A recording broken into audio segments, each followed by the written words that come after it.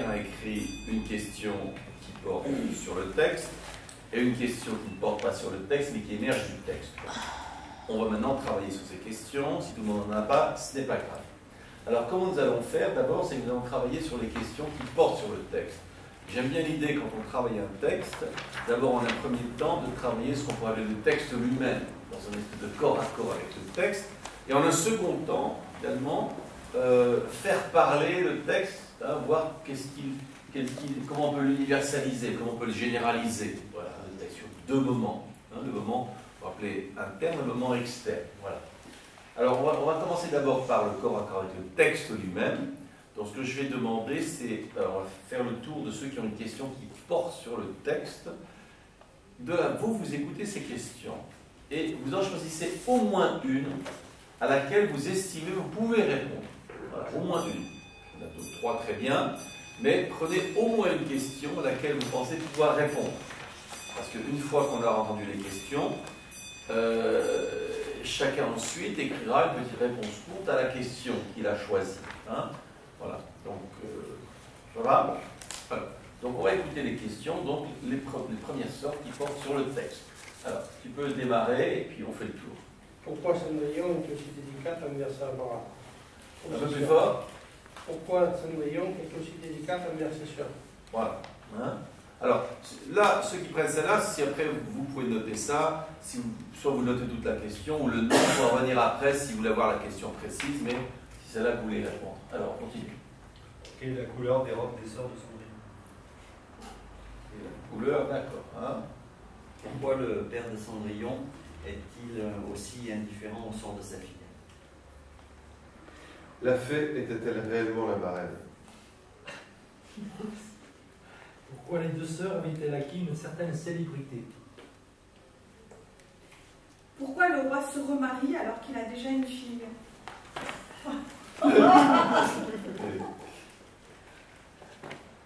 Pourquoi la marraine de Cendrillon a-t-elle cédé aux pleurnicheries? Pourquoi le père l'aurait-il grondé au lieu de la défendre? François? J'en ai pas. D'accord. Comment fonctionne la baguette magique? Où est le père? Où est le père? S'il n'y avait pas de fée, qui le prince aurait épousé? La question. Ouais, c'est pas parce que pourquoi n'a-t-elle pas demandé à son père Alors non, je préfère vous dire c'est la même chose, on dit la question carrément. Pourquoi n'a-t-elle pas demandé à son père de la défendre? D'accord. Pourquoi Cendrillon ne se révolte pas? Pourquoi au 12e coup de minuit, Cendrillon doit-elle être rentré? Pourquoi y a-t-il la présence de deux sœurs hautaines et fières? Pourquoi le père privilégie-t-il sa femme à sa fille? Je suis perdue là, moi. D'accord. Je ne sais pas quelle question je pose. Avez-vous une question qui porte sur le texte Sur le texte. directement Sur le et texte que on va entendre que dans la question, il y a le texte. Oui, d'accord. Quelle est-elle? Qui se transforme en laquais dans l'histoire. Voilà, magnifique. Voilà. Bien. Alors, est-ce que quelqu'un, avant qu'on choisisse d'ailleurs, bon, on va d'abord faire, je ne vais pas vous déconcentrer, qui déjà a choisi une question à laquelle il veut répondre? Levez la main.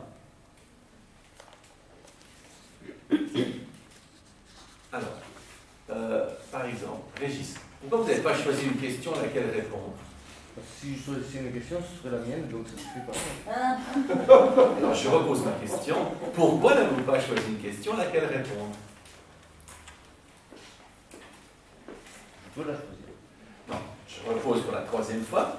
Pourquoi n'avez-vous pas choisi? Essayez de là, plutôt que de s'en sortir de mes questions, voyez-le comme la question de votre meilleur ami, qui s'appelle Oscar, et dire, tiens, c'est vrai, pourquoi je n'ai pas choisi une question à laquelle répondre? Essayez de repasser, vous repassez le film des derniers 5 minutes en disant, mais pourquoi je ne l'ai pas fait? Alors que c'était la règle du jeu. Pourquoi et puis vous n'êtes pas tout seul, ça peut-être éclairer d'autres. Pourquoi vous ne l'avez pas fait? Parce que ça s'est succédé rapidement et je n'ai pas eu la possibilité de choisir. Je n'ai pas eu le réflexe mental de choisir une question. Et pourquoi vous n'avez pas eu ce réflexe mental? J'étais trop dans mon action à moi, dans ma question à moi. D'accord, et c'est ce que vous avez confirmé en disant, Je choisis la mienne. Je choisis la mienne. Hein. Et là, vous touchez exactement pourquoi c'est si important ces petits moments où je vais questionner l'attitude, bah, c'est qu'on n'est pas présent au groupe. Or, la première chose là, en effet, c'est de sortir de soi cette présence au groupe. Ce que j'appelle travailler sur les attitudes. Avant de travailler sur des compétences cognitives, on travaille sur des attitudes. Il faut en effet être présent au groupe et dire mais que se pose-t-il comme question? En ayant vu ça, avez-vous une manière maintenant de résoudre le problème et de trouver une question? S'il y en a une quelconque dont vous vous rappelez de rien du tout. Eh ben, s'il y en a une, vous avez entendu, dites tiens, celle-là, je répondrai bien, j'essaierai de dire. Pourquoi le père a quitté sa femme alors qu'il avait une fille? Alors, qui a demandé ça? Catherine. Catherine. Pourquoi le roi se remarie? On se remarie. Non, non, on écoute. Oui? Pourquoi le roi se remarie alors qu'il a déjà eu une fille? Ça va celle-là? Oui. Eh bien, voilà. Hein? Vous l'écrivez et après vous y répondez. Alors, on vient. En parenthèse, j'ai oublié notre caméra. Vous avez écrit une question sur le texte ou non? Non, d'accord. Alors, essayez quand même d'être avec nous un petit peu. Hein? Pas se cacher derrière la caméra. Alors, qui a encore le problème de ne pas avoir choisi une question? Levez la main. Alors, toujours la même question. Pourquoi n'avez-vous pas choisi une question? Je crois que vous avez précisé qu'il fallait, qu'on se sentait capable de répondre et je ne me sens pas capable de répondre à une seule question. Ah, aucune question. Ça va? Bah. Sur les 15 questions, il n'y en a pas une seule à laquelle vous vous sentez capable de répondre. Est-ce que c'est ça? Est-ce que c'est oui. ce que vous êtes en train de dire? Oui. Et ça vous arrive souvent de vous sentir totalement incapable ou c'est uniquement aujourd'hui? Non, ça m'arrive souvent. Voilà. Alors aujourd'hui, voilà, vous vous appelez Eliane. Alors aujourd'hui, vous n'êtes pas Eliane, vous êtes Simone. Et Simone, alors elle casse la baraque tous les coups. Simone, elle est prête à répondre à n'importe quoi, y compris Einstein vient, elle dit Einstein, Albert, pas de problème, je te réponds. Ce que vous allez faire, vous allez comme Simone, elle trouve n'importe qui dans la salle, tu me dis ta question, je te garantis, je t'y réponds. Alors vous trouvez quelqu'un, vous lui demandez sa question, allez-y. Thierry. Alors Thierry dit sa question, et Simone va lui dire, tu vas voir, je te réponds en moins de deux. Allez-y, quelle est la question? Simone, la fée était-elle réellement la marraine? Voilà. Alors là, il faut lui dire, il n'y a pas de problème. Il faut lui dire, il n'y a pas de problème. Pas de problème, pas du tout. Voilà. Alors, vous écrivez la question, et après vous réfléchissez. J'écris, pour de vrai. Bah, comment pour de vrai? Simone, tout est vrai ici. Dans notre monde féerique, tout est vrai. Simone, elle est une battante, mais des fois, elle a un peu... Voilà, résiste. Alors, c'est bon? Alors, qui n'a toujours pas choisi une question à répondre? Levez la main. Qui a choisi une question à répondre? Levez la main. Eh bien, c'est magnifique, on fait des miracles. Vous n'avez pas levé la main. L'autre, Simone, lève la main. L'autre, j'aurais dit, moi, ça s'appelle non, mais Simone, voilà. Ça va? Alors,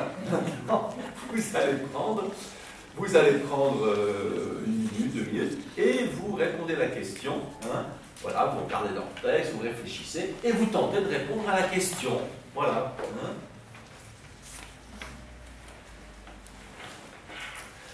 Petite recommandation, si vous utilisez pour répondre à la question des éléments du texte, je vous recommande de dire le lieu. Alors on va faire une petite chose pour se faciliter la vie, vous allez voir, on va numéroter les paragraphes. Alors je vous lis les paragraphes, les numéros, après voilà, ça va se retrouver mieux quand il va leur donner des éléments. Donc il était une fois, paragraphe 1. Un beau jour, paragraphe 2. Le grand jour, paragraphe 3. Toujours sur la page 1. Hein, sur la page 1. Page 2. Dès qu'elle arriva, paragraphe 4. Au milieu, presque au milieu, dès qu'elle arriva. Lorsque Cendrillon, paragraphe 5.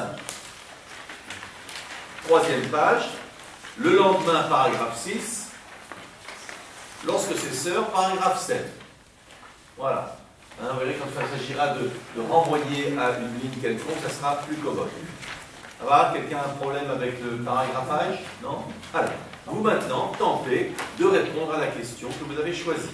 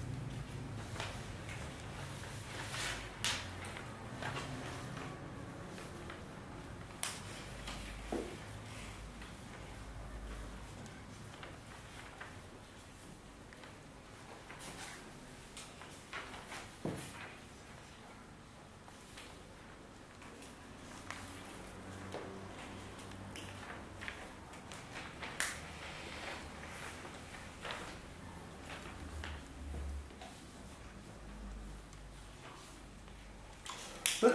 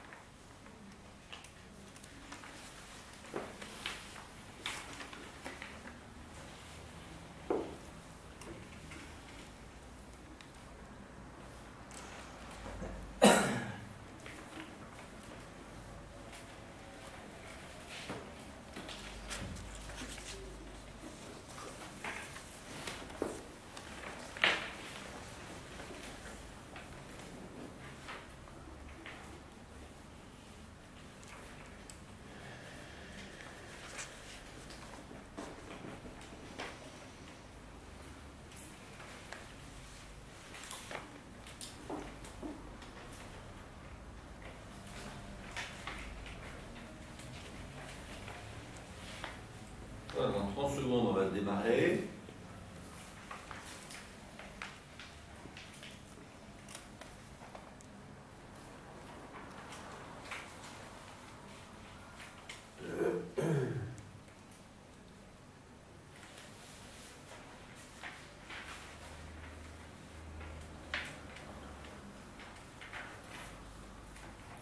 Alors, qui a répondu à sa question? La question qu'il a choisie, levez la main. D'accord, baissez la main. Qui n'a pas répondu à sa question, levez la main. Alors, et vous êtes en train de le faire ou vous n'y arrivez pas? Si, je n'ai pas fini. Bon, maintenant il vous faut 30 secondes. Allez, on peut 30 secondes de plus. Bonus du dimanche.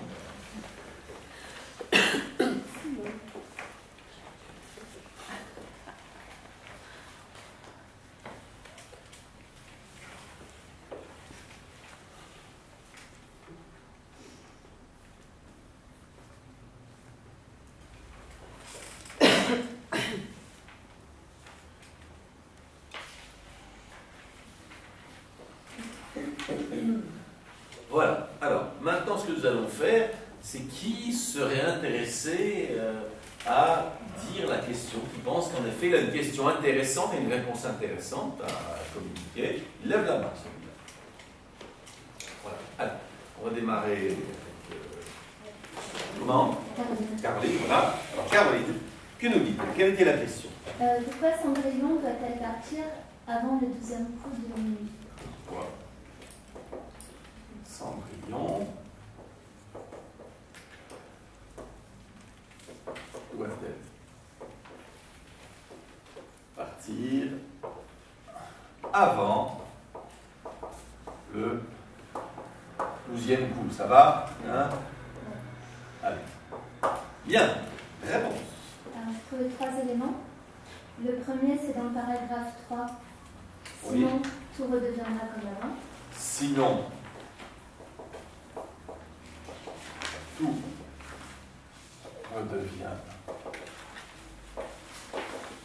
comme avant. Deuxième, Alors, deuxième, il est un peu moins marqué dans le texte, mais c'est dans le paragraphe 5, parce que c'est mieux qu'elle rentre avant ses sœurs.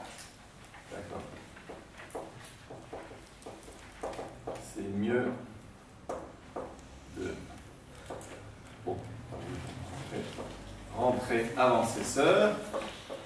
Et la troisième raison, elle est plus personnelle, parce que... Personnelle à qui? À moi. Allez. Parce que les meilleurs moments, tu me pas. Les meilleurs moments, tu me pas. Les meilleurs moments. Et ça, c'est pas dans le texte.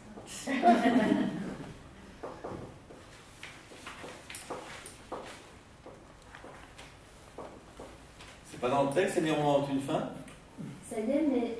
Ça y est ou ça y est pas? Oui. Ça y est là pas aussi alors. C'est pas personnel. Vous avez volé ça à Cendrillon.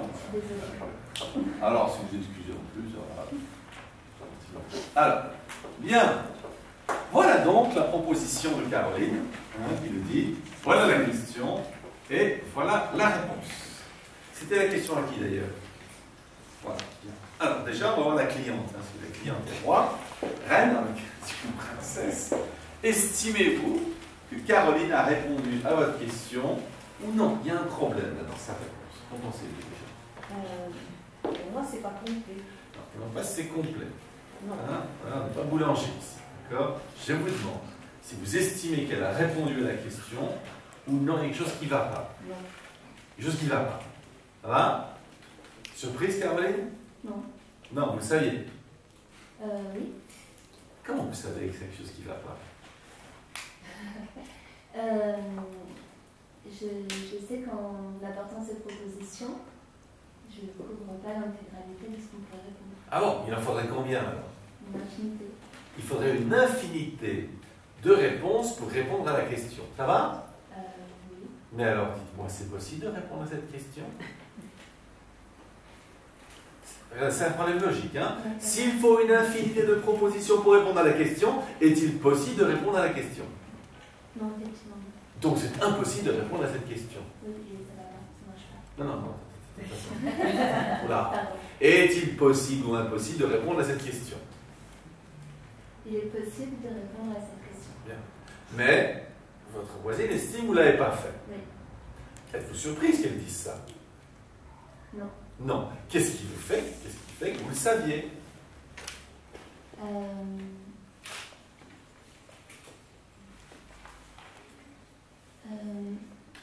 En fait, vous ne le saviez pas. Parce que je sais que l'être humain adore ne pas être surpris. Non, moi, hein. Oh non, on ne me surprend pas. Hein? On va être cool. On dit, vous attendiez-vous à ce qu'elle dise? Ouais, non, ça répond. Non, ça répond pas. À quoi vous attendiez-vous? Non, rien de tout ça.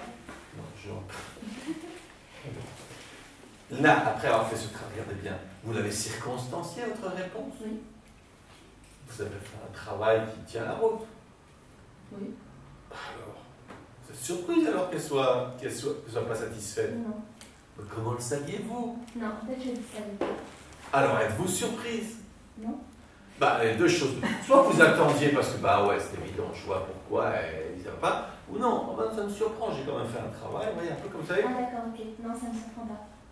Comment le saviez-vous qu'elle allait dire que ça ne répond pas? Parce que j'imagine que quand on pose une question, quand on choisit sa question, on a une attente.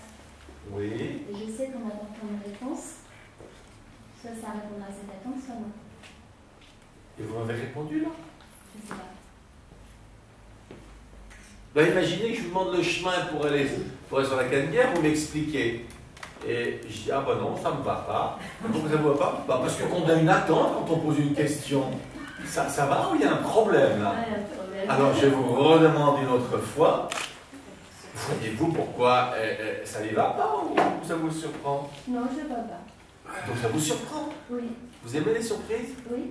Eh ben, ça se voit pas. Alors il faut lui dire, vous me surprenez, cher ami. Hein? Et vous savez pourquoi on n'aime pas admettre la surprise? Non. Vous devinez pas? Facile celle-là.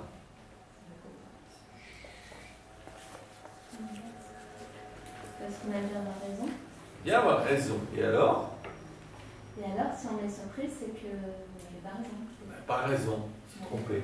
Oui. Vous aimez ne pas avoir raison? Non. Non, ben voilà. Hein? Mais ici, vous remarquez que nous sommes ici pour les surprises.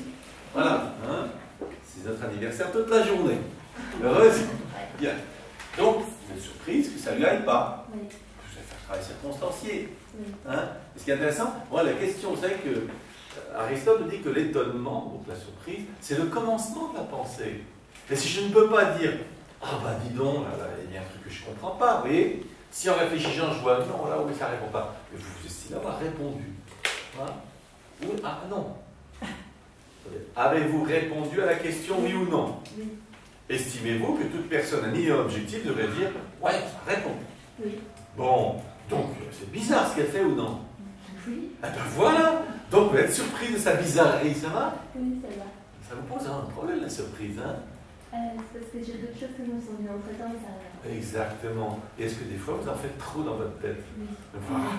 Alors, est-ce que vous pourrez se tranquilliser? Parce que sinon, on ne va pas s'en sortir. D'accord. On se pose, et puis on admet la surprise, et on ne tente pas de tout contrôler, tout prévoir. Hein, vous allez bien tout contrôler, tout prévoir. Oui. Dit-elle avec un ton coquin. Alors, bien, hein. Et c'est important de pouvoir à la fois le reconnaître et le dire. Ah oui, je suis surpris. Voilà. Bien. Alors, ceci dit, on va voir. Prénom encore. Qui, comme Martine, en effet estime que Caroline n'a pas répondu à la question? Levez la main. Une personne qui estime que Caroline a répondu à la question. Levez la main. Vous voyez, la majorité est surprise, comme vous. Vous voyez, vous n'êtes pas seul. Heureuse? Non, malheureux. Vous en fichez. Alors dites-leur, je me fiche de ce que vous pensez. Je m'en fiche. Ah non, pas à moi, moi j'ai rien fait, c'est à eux, il faut dire. Non, je m'en fiche. Ah ouais. Vous voyez que tous ces mécanismes, c'est que ça c'est étrange, ça, pour moi. Hein, de dire, bah, c'est une expérience, hein. Je pense qu'elle n'a pas répondu. Puis visiblement, la majorité aussi. Voilà. Hein. Et là, c'est drôle, parce que on veut défendre, on ne sait pas trop quoi, une sorte d'image un peu étrange, voilà, bien. Mais en tout cas, il y a au moins une personne qui, comme vous, bon, qui au contraire, pense qu'elle a oui, que vous n'avez pas répondu. Alors, vous allez me demander, vous avez remarqué qui c'était? Oui. Et vous allez me demander, comment osez-vous dire que je n'ai pas répondu à cette question? Voilà, elle avait dit au défi. Je tenais au défi de m'expliquer pourquoi j'ose dire que je n'ai pas répondu à la question. Tiens. Alors, pourquoi ça ne répond pas? Alors, de mon point de vue, ça ne répond pas parce que il y a des réponses autres qui ne sont pas inscrites dans le texte. Disons, voilà en tout cas ce que moi je sais. Vous êtes en train de dire que là, vous avez suspecté que Caroline a été trop intégriste, elle a trop collé au texte pour répondre à la question. C'est ça que vous dites?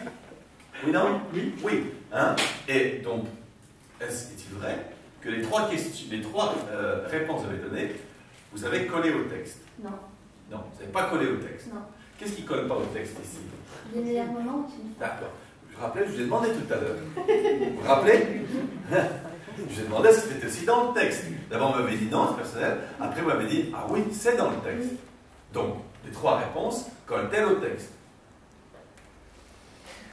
C'est dur qu'on peut pas nuancer. Non, je n'ai pas compris. Vous voulez nuancer. Ah, moi j'adore les nuances. Dites-moi. Et vous savez pourquoi vous aimez tant nuancer? Vous ne savez pas. Parce que je ne veux pas trancher. Parce que? Je ne veux pas suffisamment trancher. Vous ne voulez pas trancher. Vous savez pourquoi vous ne voulez pas trancher? Oui. Vous savez qu'est-ce qui se passe quand on tranche? Quelles en sont les conséquences? On fait des choix. On fait des choix. Tiens donc. Et quelqu'un, vous savez pourquoi on n'aime pas faire de choix? Parce que choisir, c'est renoncer. Ah, vous aimez renoncer? Non. Non. Ah, c'est bien, ça va vite maintenant, ça fait plaisir. On voit qu'il y a un petit travail qui a été fait. Bien. Alors, donc, on recommence. Ici, les trois réponses que vous avez données, est-ce qu'elles tendent en effet à coller au texte? Ça va? Donc jusque-là, tu es d'accord? Oui. Hein? Tu dis, c'est vrai? Oui. Bon, tu dis, c'est vrai? Oui, c'est vrai. Voilà. Hein? Mais vous pensez que, entre guillemets, il y a une réponse plus substantielle, pas ou meilleure, ou ce que vous voulez, qui serait à donner, qui n'est pas dans le texte. C'est ça votre idée? Oui. Ah, c'est possible ça? Oui. Ah. Vous deviez penser ou non? Non. Non. Voilà. Alors, est-ce que vous avez cette réponse? J'en ai une. Est-ce que vous avez cette réponse? Oui. Oui. Quelle est cette réponse? On va la noter. On va la noter. Les pouvoirs de la baguette magique de la marraine sont limités. Voilà. Donc les pouvoirs de la baguette sont limités. Ça va? On note comme ça, par deux, hein? Les pouvoirs.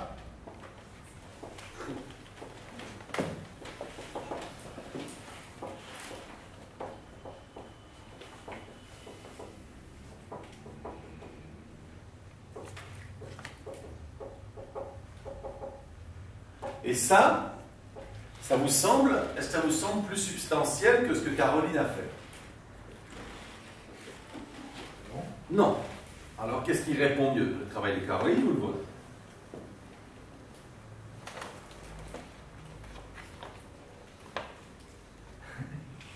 Je vais vous donner ma question, je suis content. Mais qu'est-ce qui répond le mieux? Votre proposition ou le travail de Caroline? Vous n'en savez rien. Ah, je n'en sais rien. Ben, allez-y, vous voulez savoir? Je veux bien. Eh bien, sachez. Donc, qui peut me dire? Non, qui peut me dire, sachez, allez-y.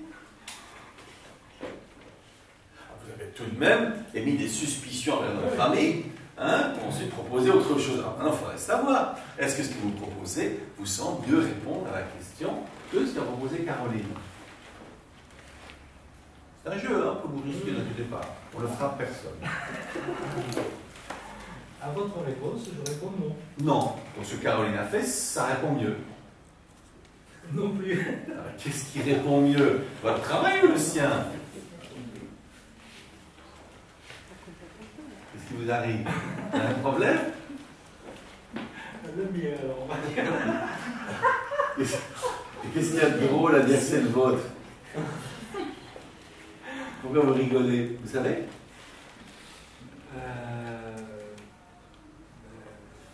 Oui, je rigole de cette situation. Mais qu'est-ce qu'elle a de drôle? Je vous demande ce qui répond le mieux, moi. Ouais, j'aimerais bien aussi rigoler, mais je ne comprends pas où est la plaisanterie. Vous pouvez m'expliquer? Parce que pour moi, l'une et l'autre des réponses ne sont pas meilleures l'une que l'autre, elles se complètent. Donc ça me fait rire que vous m'ameniez à devoir choisir, c'est tout. Et vous, l'idée qu'une chose soit meilleure qu'une autre, ça vous pose problème? Je pense pas. Ça vous plaît? Oui. Alors, qu'est-ce qu'il y a de drôle? Je vous demande à quelle réponse répond mieux. Pourquoi ça vous pose problème?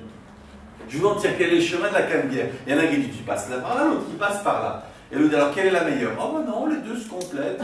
Attendez, il y a bien un chemin qu'on va choisir qui nous paraît mieux que l'autre. Soit parce qu'il est plus touristique, soit parce qu'il est plus rapide, soit...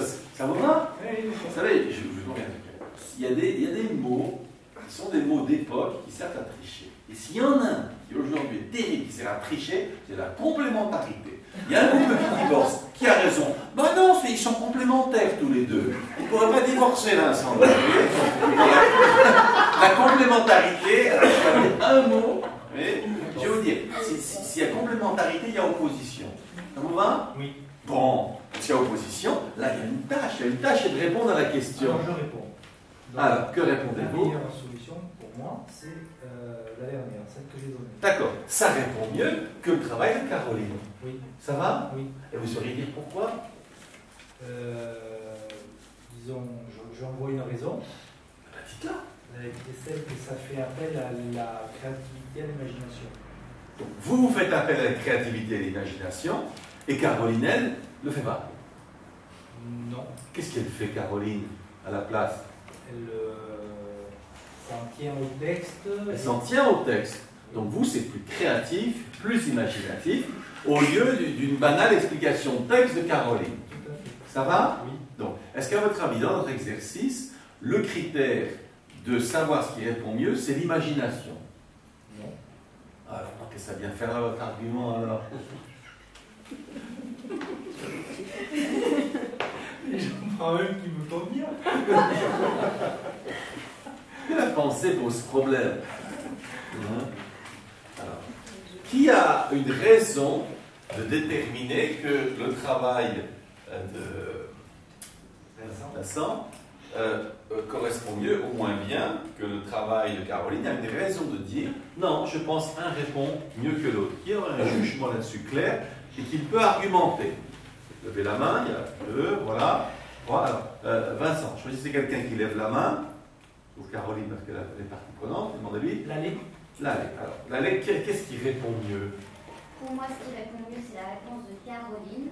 Parce Oui. que l'énoncé de la question posée, c'était une question qui se rapporte sur le texte, le déroulement de l'histoire. Et donc, je trouve qu'elle a bien retransmis la réponse expliquée dans l'histoire. Alors, vous pensez que pour répondre à cette question-là, il faut répondre à partir du texte et pas par rapport à l'extérieur, c'est ça?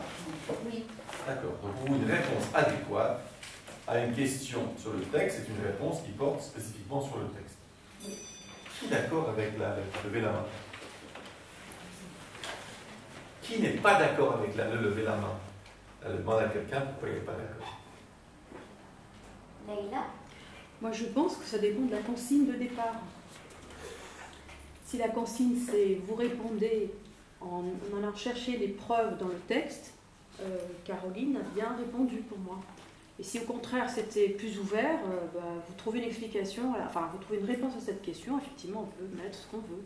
Alors, quelle était la consigne d'après vous? Moi, je ne suis pas sûre justement. Il me non, semble... non, alors, ici, on n'est pas une thérapie de groupe. Ces insécurités, ces angoisses, ça n'intéresse personne. J'ai compris. J'ai compris. On en prend une grande respiration. Voilà, respire. Les angoisses de sont parties. Quelle est votre idée sur l'instruction? J'ai compris de la consigne qu'il fallait chercher des éléments dans le texte pour cette réponse. Il fallait chercher des éléments dans le texte. Auquel cas, d'après vous, il faudrait s'en tenir au texte. Absolument. Donc, vous soutenez l'idée de la loi. Demandez qui n'était pas d'accord. Ah bon? Ah, étonnant, non? Alors, qui n'est pas d'accord avec la levez la main? Elle demande à quelqu'un pour Roland. Il y a le côté narratif de l'histoire, il y a le côté conceptuel. Dans la conception, le merveilleux doit être limité dans le temps. Et puis deuxième, cette articulation du minuit, ça permet de fermer une phase pour attaquer la nouvelle phase qui suit derrière. Oui, on n'est pas sur l'aspect spécifique, mais l'aspect général de savoir s'il faut répondre en s'en tenant au texte ou non, d'après vous. Moi non. Pourquoi non? Ça ouvre davantage le débat. Qu'est-ce qui ouvre le débat? De décrocher un peu, de ne pas se limiter qu'au texte. C'est plus large. Ça vous semble ouvrir la discussion? Voilà, ça va? C'est ouvert. Oui. C'est vrai ce qu'il dit, Roland? Ou c'est faux? Parce que c'est vrai que si vous en tient au texte, ça va limiter la discussion. Il a raison ou il a tort? Oui. Il a raison. Oui. Voilà, vous voulez vous en tenir au texte. Il m'a demandé que c'était la consigne. Mais quelle consigne? Allez-y, quelle est cette consigne? C'est vrai, c'était de poser une question qui parle du texte. Et de faire quoi avec? Et de répondre. Et de répondre. Alors? Ouais, la réponse n'est pas limitée. Alors, vous abandonnez votre critère? Non. Pourquoi? Parce que je suis moi. Alors, vous abandonnez votre critère ou non?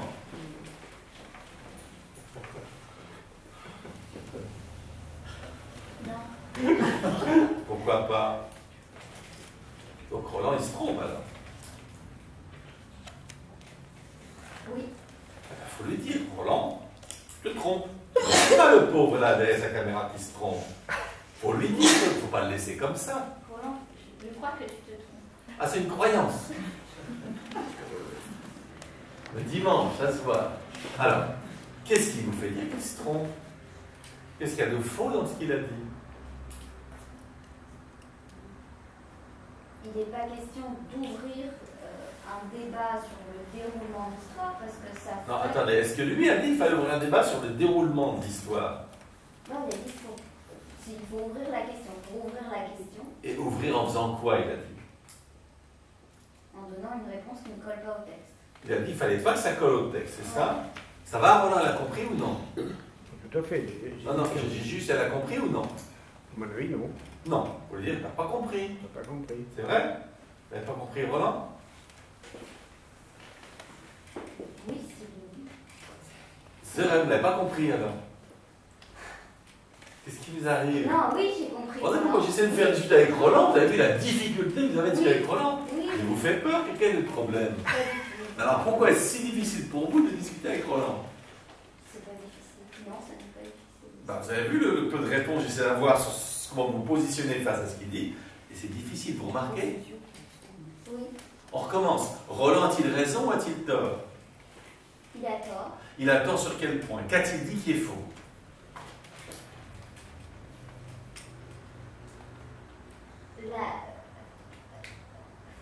Vous êtes perdu. Non, la réponse qui ouvrir la réponse d'une question qui est sur le texte ne permet pas de rendre la Voilà. À mon sens. D'accord, pour vous, pour que ça soit intéressant, il faut coller au texte. Oui. Voilà, et Roland est d'accord avec ça? Non. Voilà un enjeu intéressant. Est-ce que c'est plus intéressant si on colle au texte, et c'est plus intéressant si on se permet de sortir du texte? C'est ça l'enjeu? Oui. Et Roland, il est pour la sortie du texte, pour trouver de l'intérêt, c'est ça? Oui. Alors que la LE, elle, pour coller au texte. Ça vous surprend que vous vouliez coller au texte? Dans votre fonctionnement intellectuel habituel? Non. Non.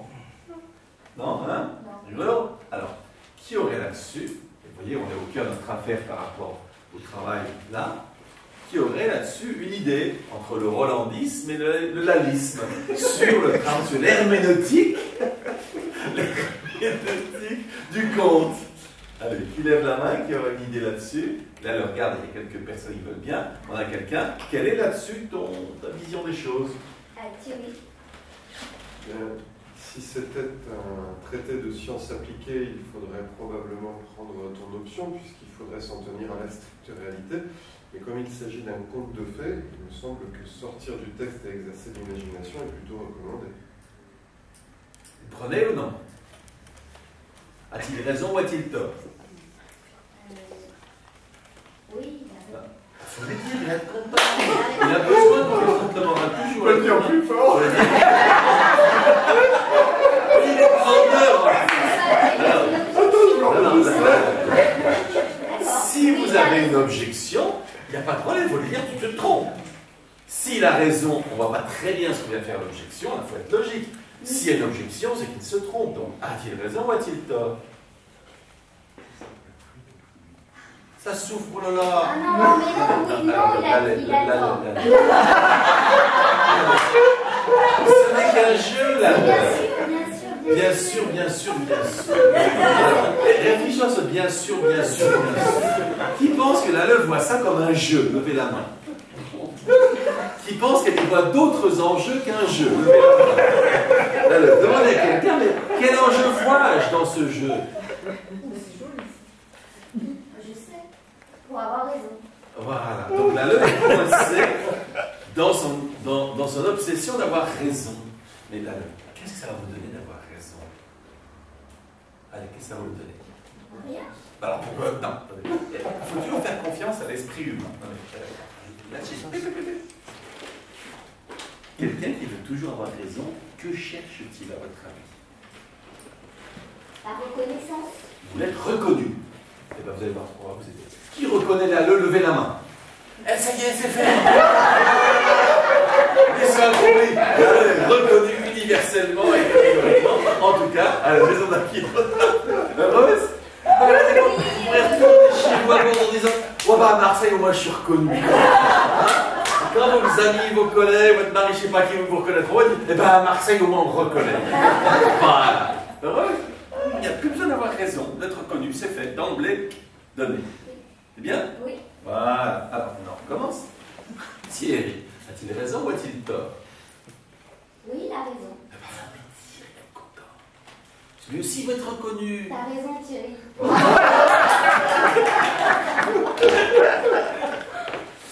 Bien, alors, revenons-en donc. Qui aurait donc un jugement à faire par rapport à répondre à cette question, savoir laquelle des deux, parce qu'on a éliminé l'idée de texte ou pas texte, d'accord, maintenant voyons voir. Quel travail nous semble le plus substantiel entre le travail de Caroline, qui est là, hein, et le travail de Vincent, qui aurait là-dessus un jugement. Allez, là-dessus, choisir la personne suivante. Moi, je préfère le travail de Caroline. Le travail de Vincent est plus fantaisiste qu'imaginatif. D'accord. Il est fantaisiste. Ça, il y a une distinction. Et qu'est-ce que la différence entre fantaisiste et imaginatif? Il s'appuie sur rien. Il s'appuie sur rien. Attention, ça c'est grave comme accusation. Là, on ne va pas laisser passer ça en disant oh non, c'est le genre de choses pesantes. Vous me dites attention, je peux me lever. Alors, les pouvoirs de la baguette sont limités. Pierre, pensez-vous que Vincent s'appuie sur rien ou vous pensez qu'il s'appuie sur quelque chose pour dire que les pouvoirs de la baguette sont limités? s'il s'appuie sur quelque chose. Non, attention, là on ne négocie pas. Il n'y a pas de si, il n'y a pas de quand, il y a question. À votre avis, là, qu'est-ce que je fais au niveau là, dans le questionnement? C'est ça. Quelqu'un dit quelque chose, je lui renvoie. Parce que Flaubert, après l'épreuve du gueuloir, on entend ce qu'on a dit, comme il le faisait lui-même, et on voit ce que ça donne. Je renvoie à Pierre sa proposition en lui demandant s'il persiste et signe. Et là, il peut dire oui, je persiste, ou bien non. Finalement, en le réécoutant, hein, non. C'est là qu'il y a un choix à faire. Pensez-vous que cet énoncé, les pouvoirs de la baguette sont limités, sont-ils fondés d'une quelconque manière dans le texte, ou non, c'est pure invention de la part de Vincent? C'est pure invention. C'est pure invention. Rien dans le texte n'autorise à dire ça. Ça va? Bon. Qui est d'accord avec l'accusation de Pierre? Levez la main. Voilà. C'est la main. Qui n'est pas d'accord avec cette accusation? Levez la main. Pierre, choisissez quelqu'un. Il y en a toujours quelqu'un qui n'a pas beaucoup parlé. Alors lui, quelle est la preuve? Brigitte, quelle est la preuve? La phrase citée par Caroline, sinon tout redeviendra comme avant, pour moi est une preuve du pouvoir limité de la baguette. Est-ce que en effet c'est une preuve? Non. Non. D'accord. Qui pense que la phrase citée par Brigitte est bien une preuve à l'appui de la thèse vincentienne? Levez la main. Qui pense que ça ne l'est pas? Levez la main. Brigitte, on regarde quelqu'un, on dit pourquoi cette preuve ne convient pas. Catherine? Il y a dans le texte le fait de tout redeviendra comme avant. C'est pas lié essentiellement au pouvoir de la baguette. Alors, c'est lié à quoi? Au coup de minuit. Oui, d'accord. Ça, c'est ce qui sonne. C'est ce qui sonne, c'est ce qui détermine la limite. Mais ce coup de minuit, ça limite quoi? Au temps. D'accord. Vous savez que le temps n'existe pas. Le temps, il y a une action dans ce temps. Vous voyez qu'en soi, le temps, si rien ne se passe, le temps, on ne sait même pas ce que c'est. Ça vous va? Regardez-moi. Oui. On voit que le temps, si rien ne se passe, on ne sait même pas qu'il y a du temps. Ça vous va? S'il n'y a pas les planètes qui tournent, les événements, il n'y a pas de temps. Vous êtes d'accord avec ça?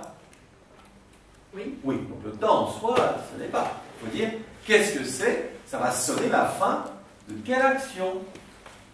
Le temps, c'est une action. Alors, de quelle action ça va sonner la fin? Ça va sonner la fin du bal. La fin du bal. Ça va? Or, y a-t-il un rapport là avec la baguette magique? Pour moi, non. Donc, il n'y a aucun rapport entre la baguette magique et le bal. Ça va? Oui. Voilà. Donc, dans ce cas-là, hein, ça ne tient pas la route ce que Brigitte nous raconte.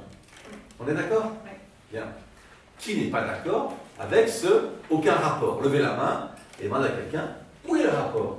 Régis, où est le rapport? Et moi je trouve que le rapport c'est surtout avec les transformations qui ont eu lieu avant et qui prennent une fin à minuit, justement, tout redevient comme avant, sauf les choses. Attends. Là, si vous faites du sauf, là, déjà, quel est le rapport entre la fin du bal et la baguette magique? Alors la baguette magique. Donc, vous envoyez un rapport ou non? Oui. Dites-moi ce rapport et ne faites rien d'autre que ça. Voilà. La baguette magique cesse ses transformations effectuées avant à l'heure de minuit, au 12e coup de minuit. Et lors de la soirée du bal. D'accord. Quel rapport? Dites-le, quel rapport entre la baguette magique et le bal? Ben, c'est la baguette magique a permis à Cendrillon d'assister au bal. Vrai ou faux? Vrai. Il y a un rapport? Oui. Changez d'avis? Oui. D'accord. Alors, qui d'autre pense, n'est pas d'accord avec Brigitte? Levez la main. Plus grand monde. Brigitte? Plus que Caroline. Il lève la main, Pierre, ou non? Alors, il y a deux personnes à qui vous demandez. Caroline? Pour que ce soit une preuve, il faut qu'il y ait qu'une interprétation possible. Stop. Mais la retire celle-là.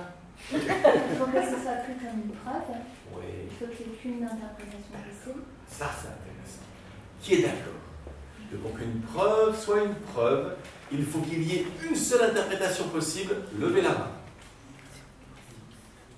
C'est la main qui pense que non. Levez la main. Karen demande à quelqu'un, pourquoi tu n'acceptais pas mon hypothèse? Françoise. Parce que je pense qu'une preuve, c'est une preuve de façon objective et ça ne dépend pas de l'interprétation. Oui, non, mais justement. Entendez ce qu'elle dit? Ah, c'est ce qu'elle vient de dire. Elle dit, pour qu'une preuve soit une preuve, il faut qu'il y ait une seule interprétation possible. En quel cas, ce serait ce que vous appelez l'objectivité. Oui. Donc, vous êtes d'accord avec elle? Alors là, je ne comprends pas ce que j'ai dit. Uniquement aujourd'hui? Ça m'arrive. Ben, ça arrive. Qui n'est pas d'accord avec Caroline? Levez la main. Caroline? Pascal? Bah, aucune justice ne serait possible puisqu'il y a toujours deux interprétations différentes. De quoi? Interprétation différente de quoi? De l'élément de la preuve. De l'élément de la preuve. Pour vous, dans les processus de justice, on s'aperçoit qu'il y a toujours différentes interprétations d'une preuve. C'est ça votre idée? Vrai ou faux? Faux. Donc pour vous, hein, les preuves, en général, il y a une seule interprétation. En justice, c'est clair que les deux parties donnent la même interprétation de la preuve.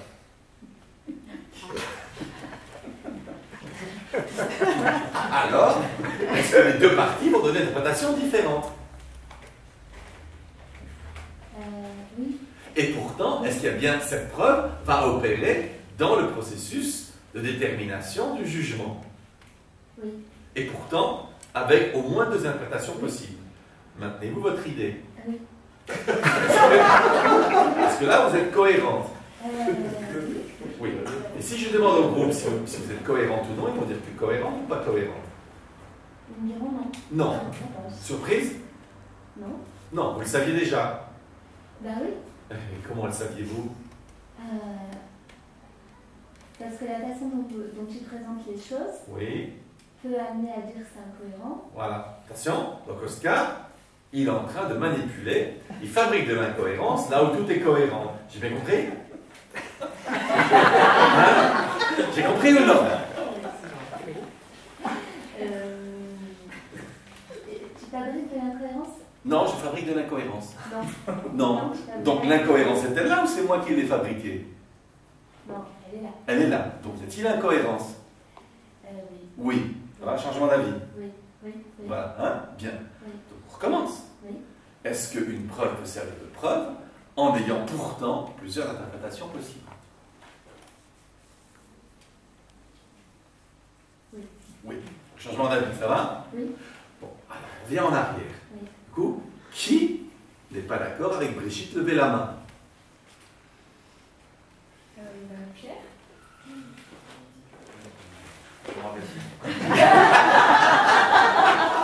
L'important, c'est de participer, comme dit Coubertin. On s'en fout de quoi on parle. Et moi aussi, j'ai un truc à dire. Brigitte, peut-elle rappeler? J'avais dit que la formulation de Caroline du texte « Sinon tout redeviendra comme avant », c'est une preuve que les pouvoirs de la baguette magique sont limités. Vrai ou faux? Faux. Faux. Qu'est-ce qui est faux? Ça n'amène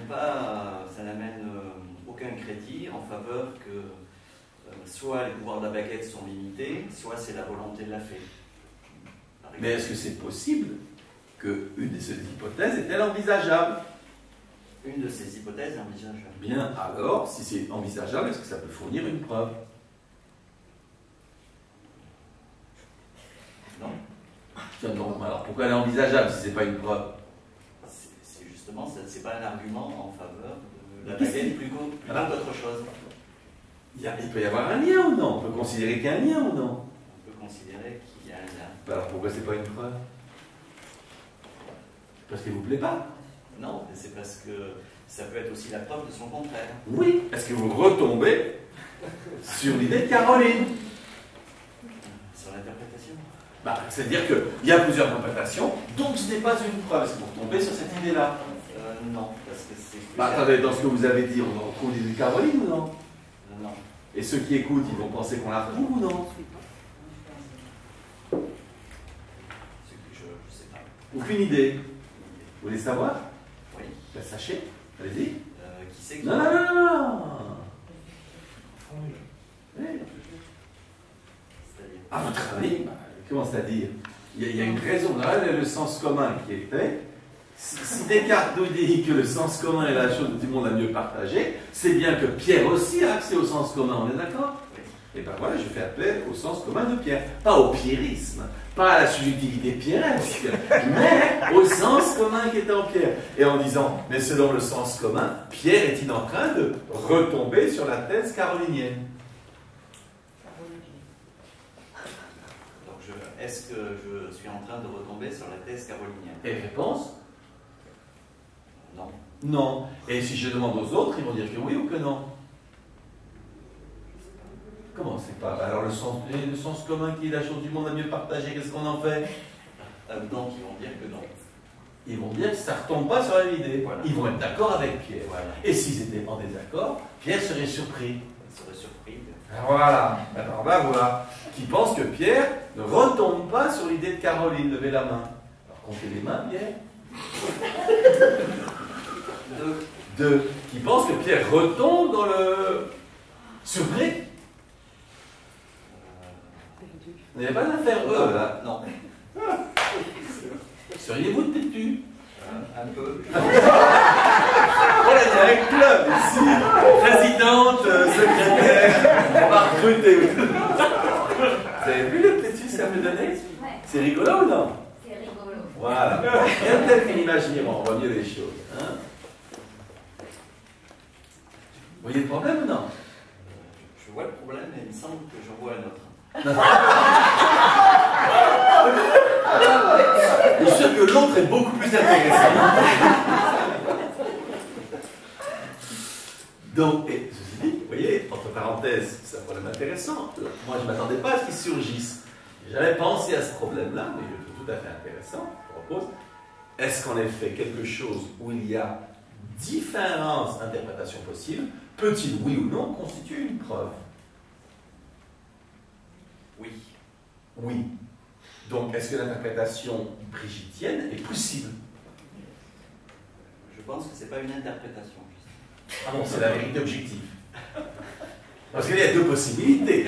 Soit elle a inventé n'importe quoi, non, 3 en fait. Soit elle a inventé n'importe quoi, nous sort, on ne sait pas d'où elle sort ça. Deuxième possibilité, c'est une interprétation de ce qui est donné. Soit, alors là, c'est une vérité objective, incontestable et tout. C'est quel des trois ce qu'elle a dit? Le deuxième, c'était Une interprétation possible, ouais, voilà. Objectivité, le troisième. Objectivité, l'autre, bah, du n'importe quoi. Objectivité. Donc c'est objectif, bah alors dis donc, c'est une preuve si c'est objectif ce qu'elle dit? Oui. C'est incontestable ce qu'elle dit alors. Il faut le dire, c'est incontestable, Brigitte. C'est incontestable. Voilà. Donc vous n'êtes plus en désaccord avec elle.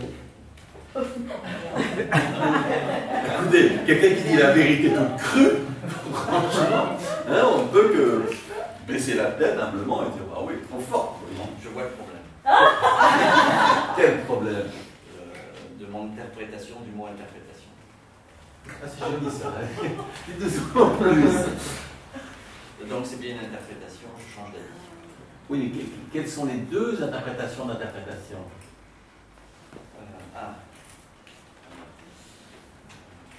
Parce que là c'est intéressant, visiblement on est en train de soulever un lièvre avec ça, c'est intéressant. Ah, vous allez comprendre? Ouais, je comprends. Là, il y a une bonne nouvelle, vous voyez? Ce qu'il veut dire. Ah bah ça, on va voir. Hein. Alors que veut-il dire? Alors, l'interprétation vue dans le... donner un sens à quelque chose. Oui, bon, c'est un sens d'interprétation, c'est donner un sens à quelque chose. Et quel est l'autre sens d'interprétation? Interprétation, dans le sens... Oui, est-ce que je peux me carrer? Attends. Vous connaissez deux sens d'interprétation ou un seul? On avait deux. Oui, non, mais attendez, on oublie le passé, hein, faisons table rase. Pour l'instant, vous en connaissez un ou deux? Là, j'en ai identifié un. Bon, vous en connaissez un autre ou non? Oui, peut-être. Comment? Oh, connaissez-vous? Oui, quel est cet autre sens d'interprétation? Modifier le sens. Quand on donne sens à quelque chose, quand on modifie le sens, oui ou non? Oui. Ah, donc c'est la même chose. Ouais. Hein? Ceci dit, pour faire une petite parenthèse, c'est un gros problème qu'il y a. Je pense qu'il y a aussi un problème d'époque sur le problème d'interprétation. Interprétation, est-ce que c'est quelque chose de légitime? Voilà, je donne naissance, ou bien non, ça veut dire que ça ne va pas, ce qu'on dit aujourd'hui couramment. Ah oui, mais là tu interprètes. C'est terrible ce mot-là. Parce que comprendre, c'est interpréter. Mais l'interprétation est devenue une espèce de suspicion que tu dis n'importe quoi. Donc, au violonistes qui viennent dire ah là, tu interprètes. Hein? Ah oui, il n'est pas Beethoven, il est mort, Beethoven. Donc, et oui, il interprète. Mais ce qui est intéressant, et c'est ce que je soulignais hier, le problème n'est pas de savoir si on interprète ou on n'interprète pas, ça peut l'être, mais savoir si l'interprétation est légitime ou pas. Mais en donnant sens, interpréter, c'est prendre un angle particulier pour donner sens à quelque chose. Voilà. Hein? Ça va? Bon, donc s'il y a un angle particulier, bien entendu, il y en a d'autres. Voilà. Hein? Or, une preuve, en justice comme ailleurs, est toujours, entre guillemets, interprétable. Et tout le jeu d'ailleurs, tout le jeu justement, va être quand on veut défendre ou critiquer, ça va être de tirer des éléments factuels du côté d'une interprétation possible. Voilà. Après, qu'est-ce qu'on fait? Ben, on examine ce qui a le plus de sens et ce qui en a moins. Quelle interprétation qui est la plus cohérente, la substantielle, c'est qu'il y en a moins. Ça va? Donc, pour l'instant, l'interprétation brigittienne, qu'il y a un rapport entre la baguette magique et les 12 coups de minuit, ça tient la route ou non? Ça tient la route. Qui est juste, ça tient la route. Ça tient la route. Voilà, il faut lui dire. Brigitte, ça tient la route. Brigitte, ça tient la route. Interprétation. Alors, qui pense, ça ne tient pas la route, levez la main. Bon, donc tout le monde accepte finalement que les pouvoirs de la baguette magique sont limités, ça a un rapport avec les 12 coups de minuit qui sonnent, et qui sonnent entre autres les limites de la baguette magique. Voilà. C'est bon, comment ça fait ça encore? Oui. Ça va? Oui. Bien. Alors, eh bien, on revient arrière. Qui veut examiner laquelle des deux réponses tient mieux la route? Il y a une idée.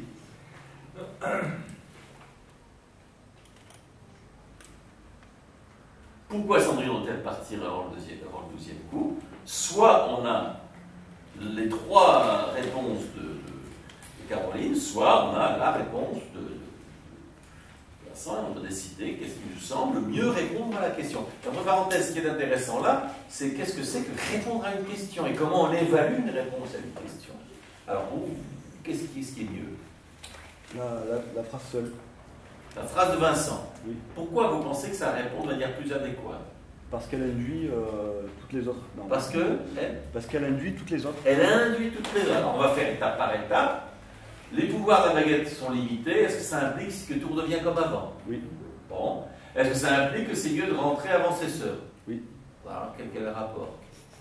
Parce que c'est la baguette magique qui l'a transformé en Cendrillon. Mais la baguette magique, elle ne lui donne pas le don d'ubiquité. Donc si jamais elle ne rentre pas dans ses sœurs, que ses sœurs rentrent à la maison et qu'il ne la voient pas à la maison, elle va avoir un souci. Et alors, en quoi ça limite le pouvoir de la baguette magique? Elle a un souci? Ben justement, c'est bien parce que la baguette magique a un pouvoir limité, qu'elle doit tenir compte de ce que la baguette magique lui a donné et faire en conséquence. D'accord, on ne peut pas la couvrir dans ce problème-là. Voilà, elle ne peut pas... D'accord, il y a une réalité qui échappe à la baguette magique. Échappe à la baguette magique. Bon, d'accord. Et ensuite, les meilleurs moments ont une fin. Quel est le rapport de la baguette magique? La baguette magique lui a donné des pouvoirs limités dans le temps. Bon. Ah, la thèse claire. Alors, maintenant, qui accepte la thèse de Julien? Qui pense en effet ce que dit Julien a du sens? Levez la main. 1, 2, 3, 4, 5, 6, 7, 8, voilà. Qui non veut réfuter sa thèse? Levez la main. Alors, il y a quand même 3 personnes. Alors, Julien demande à quelqu'un qui lève la main, qui a moins parlé que les autres, pourquoi il réfute la thèse. Brigitte. Alors, est-ce que vous avez remarqué que, par exemple, votre voisine, Léla, oui, a nettement moins parlé que Brigitte? C'est vrai ou c'est faux? Vous l'avez souvent entendu dans cette discussion? Non, celle-là, non. Non. Alors, pourquoi vous donnez la parole à Brigitte, qui a parlé plusieurs fois, plutôt qu'à Léla? C'était par rapport à l'ensemble des discussions qu'il y avait eu. Ah, donc elle a beaucoup parlé, elle reste du week-end. Oui. Là, il faut qu'elle se tranquillise, ça va? C'est ça? Oui, c'est alors, la pauvre Brigitte, elle a moins parlé le reste du temps. C'est ça l'idée? Oui. D'accord. Qui pense que c'est vrai ce qu'il dit? Levez la main. Qui pense que c'est pas vrai? Levez la main. Ah, il y aurait eu de l'antilélisme dans votre affaire. Hein? Donc, qui a moins parlé? C'est Léla dans sa discussion. C'est Léla ou Brigitte? Léla. Léla, tu me donner ton contre-argument, s'il te plaît. Moi, je pense que ta réponse est faible par rapport à l'histoire des deux sœurs. Le fait qu'elles doivent arriver avant ces deux sœurs, cette information n'est pas contenue dans les pouvoirs de la baguette magique sans limite. Alors, supposons ça est là. À votre avis, qu'est-ce qu'il y a le plus de substance pour répondre à la question? L'histoire de rentrer avant les sœurs ou les pouvoirs de la baguette sont limités? Qu'est-ce qui vous semble le plus intéressant, le plus substantiel? Les pouvoirs limités de la baguette magique. Bon, dans de l'histoire. toute façon, même en admettant que là, ça ne couvre pas très bien cette affaire-là, ça reste secondaire. Oui. Bon, donc vous êtes quand même d'accord que les pouvoirs de la baguette sont limités, répond mieux. C'est bien, oui. Bon. Qui non? Pense que non. Levez la main. Bien. Comment? Qu'est-ce qui se passe?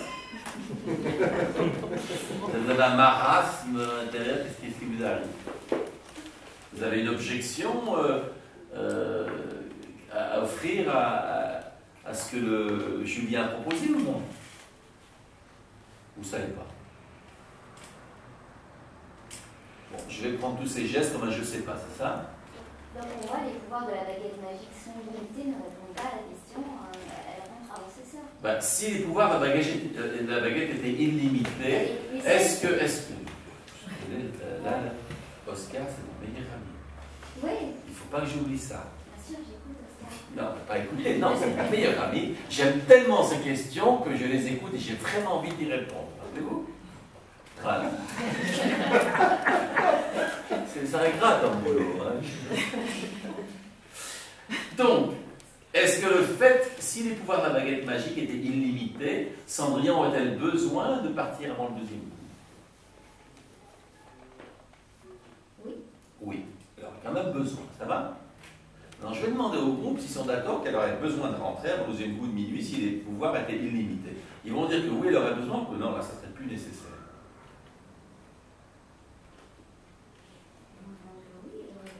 Elle aurait besoin de rentrer quand même, ça va? Et s'ils disent que non, vous seriez surprise. Oui. Vous seriez surprise? Eh bien, ne bougez pas. Ils pensent que si les pouvoirs de la baguette étaient illimités, Cendrillon aurait besoin de rentrer avant le deuxième coup. Levez la main. Comptez les mains levées. Il y en a un. Et qui pense que non. Si c'est limité, surprise? Oui. Heureuse? Oui. Ah ben voilà. Hein? Voilà. Ça va? Vous voulez dire autre chose? Non. Ça va. Bien. Alors, pour l'instant, on va rester avec l'idée que le groupe a choisi, que c'est donc la réponse. Ça va? Oui. Bon, la réponse de... voilà. Donc pour l'instant, c'était la question de qui? C'est votre question. Ça vous va la réponse de Julien? Parfait. Ah pardon, de Vincent. C'est parfait, Vincent, là, vraiment résumé. Heureux? Heureux. Bien. Alors, qui d'autre a répondu à une question et est content de la question, la réponse? Et Julien, puis après, on va passer. Quelqu'un va vous parler. Allez.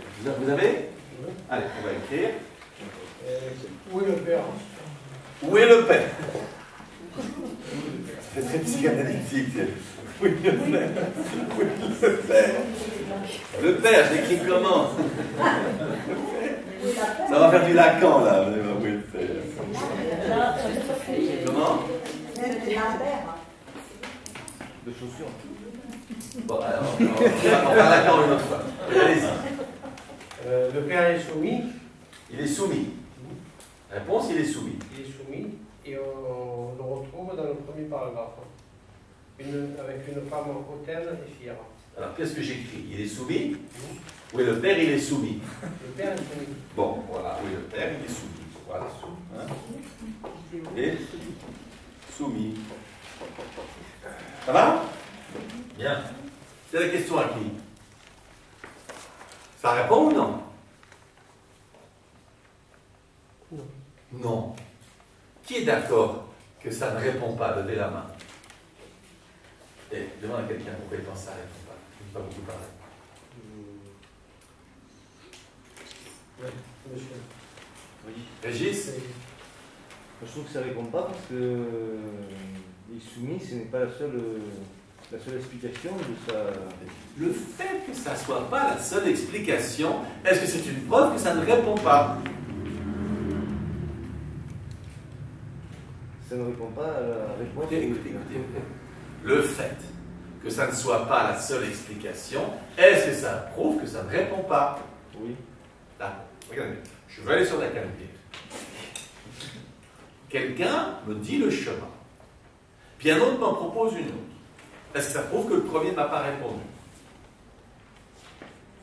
Non. Non. Alors je recommence. Est-ce que le fait qu'il y ait une autre explication possible prouve que la première ne répond pas? Non. Changer d'avis? Non. Vous êtes cohérent là ou incohérent? Cohérent. D'accord. Et si je demande au groupe, vous êtes cohérent ou incohérent, ils vont dire quoi? Ce qu'ils ont envie de dire. Vous savez comment on appelle ça en rugby? De l'indifférence. Ah, donc vous êtes indifférent à la parole d'autrui. Non. La parole d'autrui vous intéresse-t-elle ou vous êtes-elle indifférent? Elle m'intéresse. Bon, alors vont-ils dire que vous êtes cohérent ou incohérent? Ils vont dire que je suis incohérent. Ont-ils raison? Oui. Donc vous êtes incohérent? Oui. Et changez d'avis. Je me suis mal exprimé, donc C'est la faute au mot. Vilain mot. C'est ça? Imaginez quelqu'un vous traite de crétin. Je dis de crétin. Ah dis non, je me suis mal exprimé. Vous prenez ou non? C'est pas ce que je voulais dire. Vous prenez ou non? Oui. Vous êtes gentil. Hein? Et en parlant de méfiez-vous, parce que ça, qu'est-ce qu'on utilise celle-là? Je n'ai pas trouvé les mots, je me suis mal exprimé. En politique, on dit la communication n'était pas bonne. Et j'aimerais toujours, c'était très intéressant, c'est à l'époque avec Juppé qui avait été une révolte tout le pays, je ne sais pas si vous vous rappelez. Et puis, quelle était l'explication? C'est qu'on n'a pas bien communiqué. L'idée qu'il y a peut-être quelque chose qui ne va pas, ah non, c'est qu'on n'a pas bien communiqué. Alors, je ne dis pas que la communication n'est pas drôle, et dans ce cas-là, j'en sais rien. Mais ce qui est intéressant, c'est que tout n'est que une manière de s'exprimer. Se peut-il que ce que vous exprimez soit lié à ce que vous pensez? Ils vont tous regarder le tableau, je suis jaloux. Se peut-il que ce que vous exprimez soit l'incarnation de ce que vous pensez? Oui. Alors, si vous êtes mal exprimé, avez-vous bien pensé? Oui, mais je me suis je n'ai pas ressorti ce que je voulais dire. Et maintenant, c'est plus clair. Et comment vous savez ce que vous voulez dire si vous ne l'avez pas dit?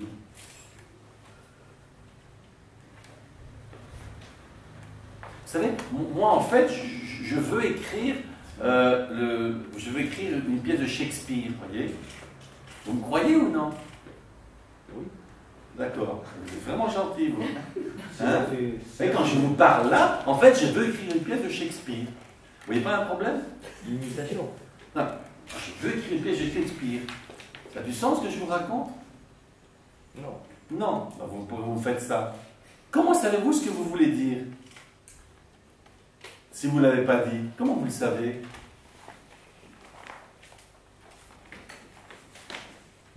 Comment le savez-vous? Parce que j'ai manqué de clarté. Bon, mais alors si c'est confus, vous savez ce que vous voulez dire ou vous ne savez pas? J'ai manqué de clarté dans l'expression. Donc, savez-vous?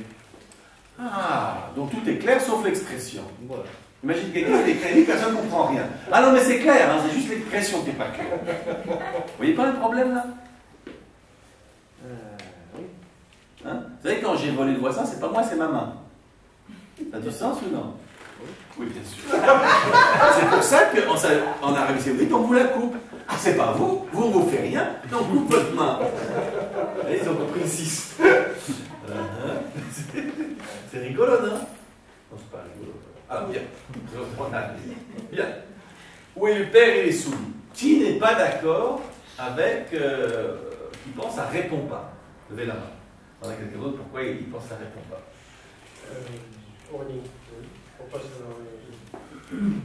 Oui, le père, il attend un lieu. D'accord. On attend un lieu. Or, y a-t-il un lieu dont il est soumis? Ah, C'est intéressant. Qui pense que dans il est soumis, il n'y a pas de lieu? Levez la main. Qui pense que dans il est soumis, il y a un lieu? Levez la main. Je demande à quelqu'un. Où il est ce lieu? Quel est ce lieu? Pascal? C'est pas un lieu géographique, c'est un lieu de positionnement de l'être. Un lieu de positionnement? De positionnement de l'être de la personne. Un lieu de positionnement de l'être. Ça vous parle qu'il y ait un lieu de positionnement de l'être? Non. Non, ça n'a aucun sens. Je n'ai pas dit ça. Bah, moi je vous le demande, ça a-t-il du sens ou non? Qu'il y ait un lieu de positionnement de l'être, qu'il ne soit pas un lieu géographique, mais un lieu de positionnement de l'être. Ça a du sens ou non? Ça n'a aucun sens. Oui, ça a du sens. Donc ça vous parle? Ça a du sens? Oui, ça a du sens. Donc vous avez changé d'avis. Ceci dit, oui. Voulez-vous faire partie du club des têtus par hasard? Comme la gangrène. Qu'est-ce qui vous arrive? Je reste juste sur ce qu'il a dit, je ne reviens pas là-dessus. Je me demande si le fait que le lieu peut ne pas être un lieu géographique, mais un lieu de positionnement de l'être, ça vous parle ou non? Oui. Ça a du sens. Oui. Vous avez changé d'avis? Ça fait mal ça. Alors je vous donne un truc. Vous vous cramponnez à la chaise. Moi je fais ça chez le dentiste. Je déteste le dentiste. Alors je me cramponne à la chaise en disant ça va pas durer longtemps, ça va pas durer longtemps. Vous savez un peu comme la baguette magique. C'est limité, voilà. Essayez ça. Je dis bon allez, faites ce que vous voulez maintenant. Voilà. Alors, ça vous parle ce qu'il dit ou non? Oui. Oui. C'est joli. C'est laid. Je vous donne un conseil, laissez votre main. Parce que là, quand la main joue sur la bouche comme ça, hein, c'est que, oh là, il y a du thé. Alors, c'est joli son idée ou c'est laid? Elle est jolie. Elle est jolie. Elle est jolie, ton idée. J'appelle le processus de réconciliation avec l'idée d'autrui. Alors, j'utilise des mots, petite technique, j'utilise des mots esthétiques, vous voyez, comme ça, histoire de. Voilà. Hein, ça va? Donc, ça a du sens? Oui, ça a du sens. C'est joli. Alors, est-ce que vous voyez comment il est soumis pour être un lieu au sens de, je ne sais pas plus comment il a dit encore, positionnement de l'être. Souffrez là, ça c'est sûr. Vous savez, c'est vrai que vous prenez encore? Vous savez que le secret de ce travail-là, c'est d'être capable de faire des gymnastiques mentales et de défaire les rigidités. Vous voyez d'ailleurs, il y a Wittgenstein qui vous dit philosopher avant tout, c'est dénouer, défaire les nœuds. Voilà, défaire les nœuds. Et quoi? D'ailleurs, j'espère que ça intéresse, j'ai fait un long article qui s'appelle le dénouement, sur le fait de dénouer. Voilà. C'est dur de dénouer. Vous allez bien? Parce que là, je suis carrément inquiet. Bon, donc ça vous parle qu'il y a un lieu qui ne soit pas un lieu géographique ici pour les soumis ou ça ne va pas? Oui. Ah, tu as changé d'avis. Oui. Il va être content. J'ai changé d'avis. Alors, qui pense toujours qu'il est soumis? Il n'y a pas de lieu dont il est soumis. Levez la main. Voilà, il n'y a plus personne. C'est votre question d'ailleurs. Oui. Ah ouais, vous voulez autre chose. Alors, vous avez entendu l'explication de Pascal? Oui. Pascal? Oui. Vous pourriez la répéter? Moi j'ai du mal, vous sauriez le faire? Que c'est pas soumis, il y a un lieu géographique et un positionnement de l'être. Bon, elle a bien dit? Bon, elle écoute bien, hein? Alors, qu'est-ce qui vous va pas?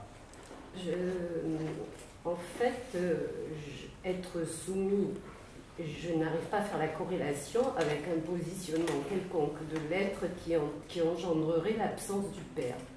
Oui, mais l'absence, est-ce que vous pourriez rentrer dans le schéma pascalien et nous dire comment lui il articulerait cette absence? Vous sauriez le faire?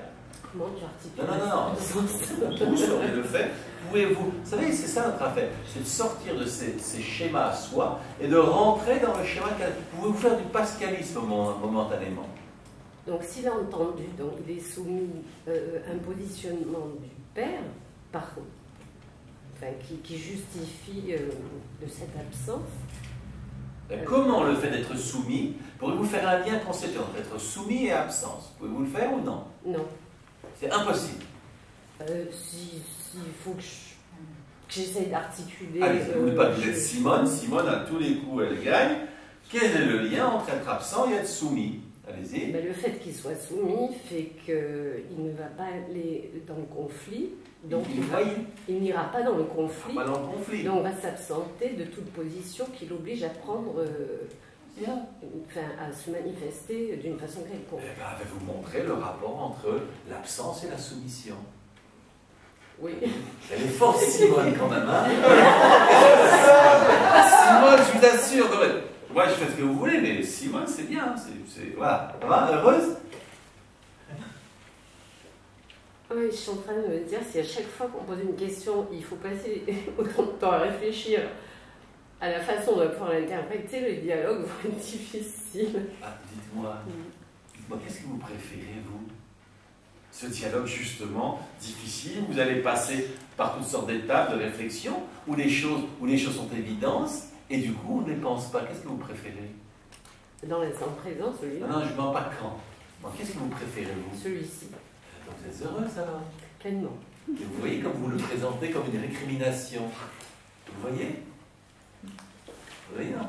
Et c'est intéressant parce que c'est tout à fait le problème de la philosophie. On s'y met, on dit, waouh, on voit des choses. On dit, ouais, bah là, je suis pour voilà. Je vais voir le boulanger, il me fait malheur du pain, mais pourquoi vous pensez que j'ai du pain? Et puis qu'est-ce qui fait que c'est du pain? Hein? Voilà. Pourtant, aller chez le boulanger, ça serait maintenant une aventure. Vous plairait? Je vais essayer. Hein? Vous rentrez chez le boulanger, vous faites, monsieur le boulanger, attendez, qu'est-ce qui vous fait penser que je suis boulanger? C'est écrit là! Dites-moi, vous croyez tout ce qui est écrit, vous? Vous voyez? Ça va? Ça serait amusant, chez le boulanger. Au lieu de bêtement dire une demi-baguette bien cuite, 50 centimes quand vous sortez. C'est pas ennuyeux votre existence? Si on se place du côté... Non, mais je négocie. C'est pas ennuyeux votre existence? Avec ces choses toutes faites, toutes cuites et toutes réglées? Je sais pas. Bah, vous ennuyez pas des fois? Non. Jamais? Non. Qui va vous croire ici? Bonne chose. Qu'est-ce que vous feriez là aujourd'hui si vous ne vous ennuyez pas? Ah, je viens pas parce que je m'ennuie. C'est vrai? Dites-moi, vous pensez que si vraiment on était comblé, si l'existence est dans une saturation de bonheur parfait, vous penseriez qu'on serait ici aujourd'hui, un dimanche, il fait beau, là? Vous pensez qu'on serait là? Je vais vous révéler le secret vite fait. Ceux qui sont là, c'est pour une seule raison. Ils s'ennuient. Vous ne saviez pas? Regarde.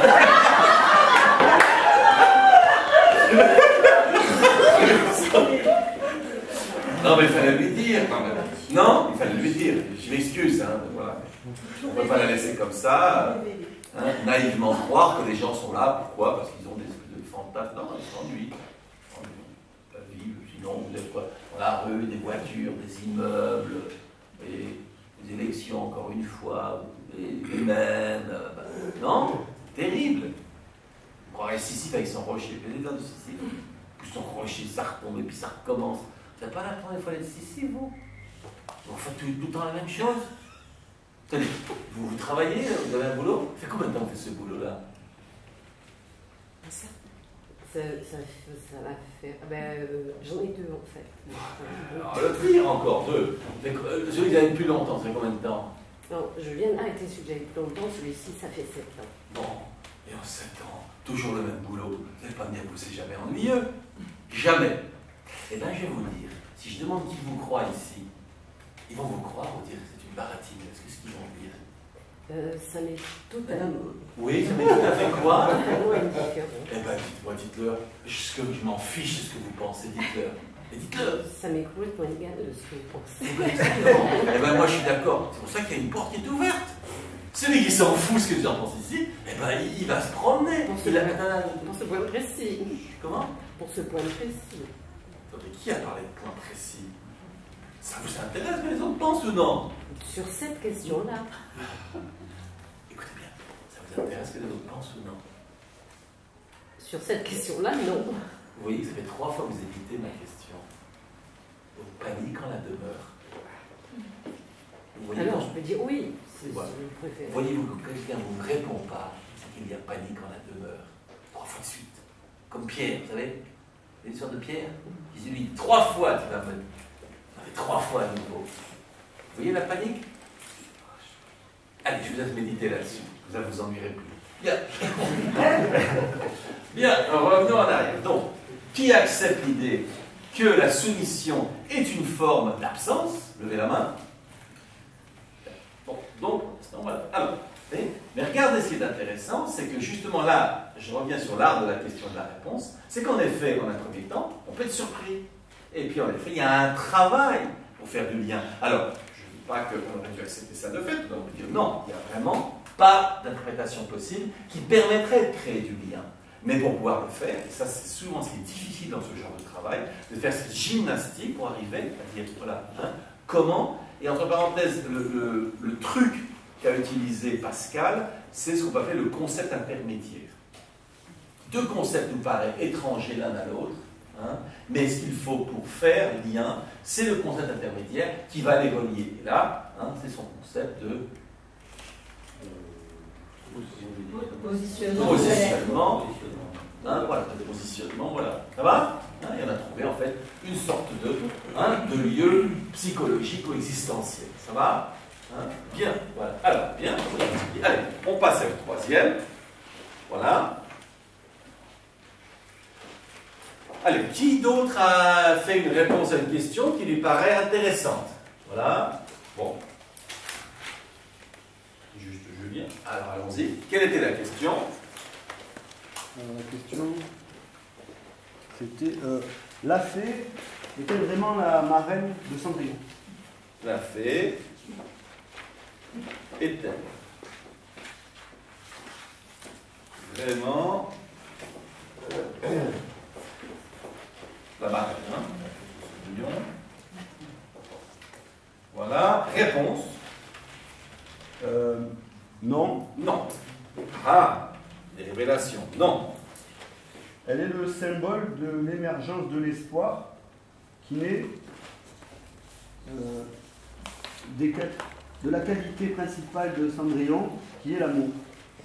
Et après, j'ai mis 3 exemples. Attends. Là, moi, elle est quoi? Essayez de me résumer. J'ai le droit à une ligne. Elle est quoi? Elle. Non, elle est. Non. Elle est la symbolique de l'émergence de l'espoir. Bon, la symbolique de l'espoir, ça va? La symbolique de l'espoir, oui. Symbolique de l'espoir, ça va? Oui. C'est bon la symbolique de l'espoir? Oui. Bon. Mais juste quand même, histoire de ne pas trop vous frustrer, lisez-nous tout ce que vous avez écrit, on va prendre ça. Et comme résumé, ça vous va la symbolique de l'espoir? Oui. Mais lisez tout ce que vous avez écrit, vous éclairez. Donc, la symbolique de l'espoir qui naît de l'émergence. Non. La symbolique de l'émergence de l'espoir qui naît de la qualité principale de Cendrillon, qui est l'amour. D'accord. Ouais. Qui naît de l'amour alors? On peut rajouter qui naît de l'amour, ça vous semble important? Oui. L'amour, ça va? Qui naît de l'amour? Bon, allez là. Qui naît de l'amour. Allez, concept lourd, on va le noter. Ça va comme ça? On est bon? Oui. C'est la question à qui? Thierry. Ça répond ou non? Oui. Oui, ça va? Ouais. Bon. Qui pense que non, ça ne répond pas? Levez la main. Qui pense que ça répond? Levez la main. Bon, voilà, donc affaire réglée. Ceci dit, pour l'anecdote, qu'est-ce qui s'est passé ici? Qui pourrait analyser? Qu'est-ce qui pourrait être un peu surprenant dans la réponse de Julien, qui voudrait analyser un peu le côté surprenant? Qu'est-ce qui est surprenant? Pour moi, ça ne change rien qu'on soit la marraine ou pas. Est-ce que vous avez demandé ce que ça a changé? Non. Êtes-vous surprise par la réponse de Julien? Oui. Oui. Qu'est-ce qui vous a surpris?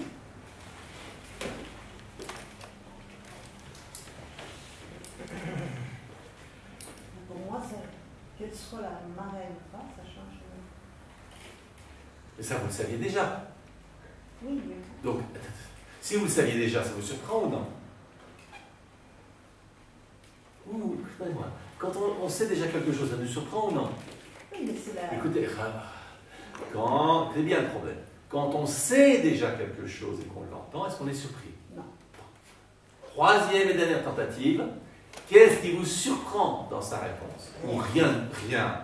Vous n'êtes pas surprise? Non. Alors que vous avez levé la main? Parce que il manque un bout. Parce que ce que les enfants disent. Parce que non. Parce que quoi? Et comme ça dépend. Ça dépend de quoi? Vous ne savez pas. Mais regardez-moi, Thérèse. Pourquoi? Vous ne savez pas. Vous aurez bien levé la main. Pas lever la main. Allez, je récapitule. Qui pourrait dire ce qui pourrait être surprenant ici? Levez la main. Allez, demande à quelqu'un qui lève la main. Qu'est-ce qui t'a surpris?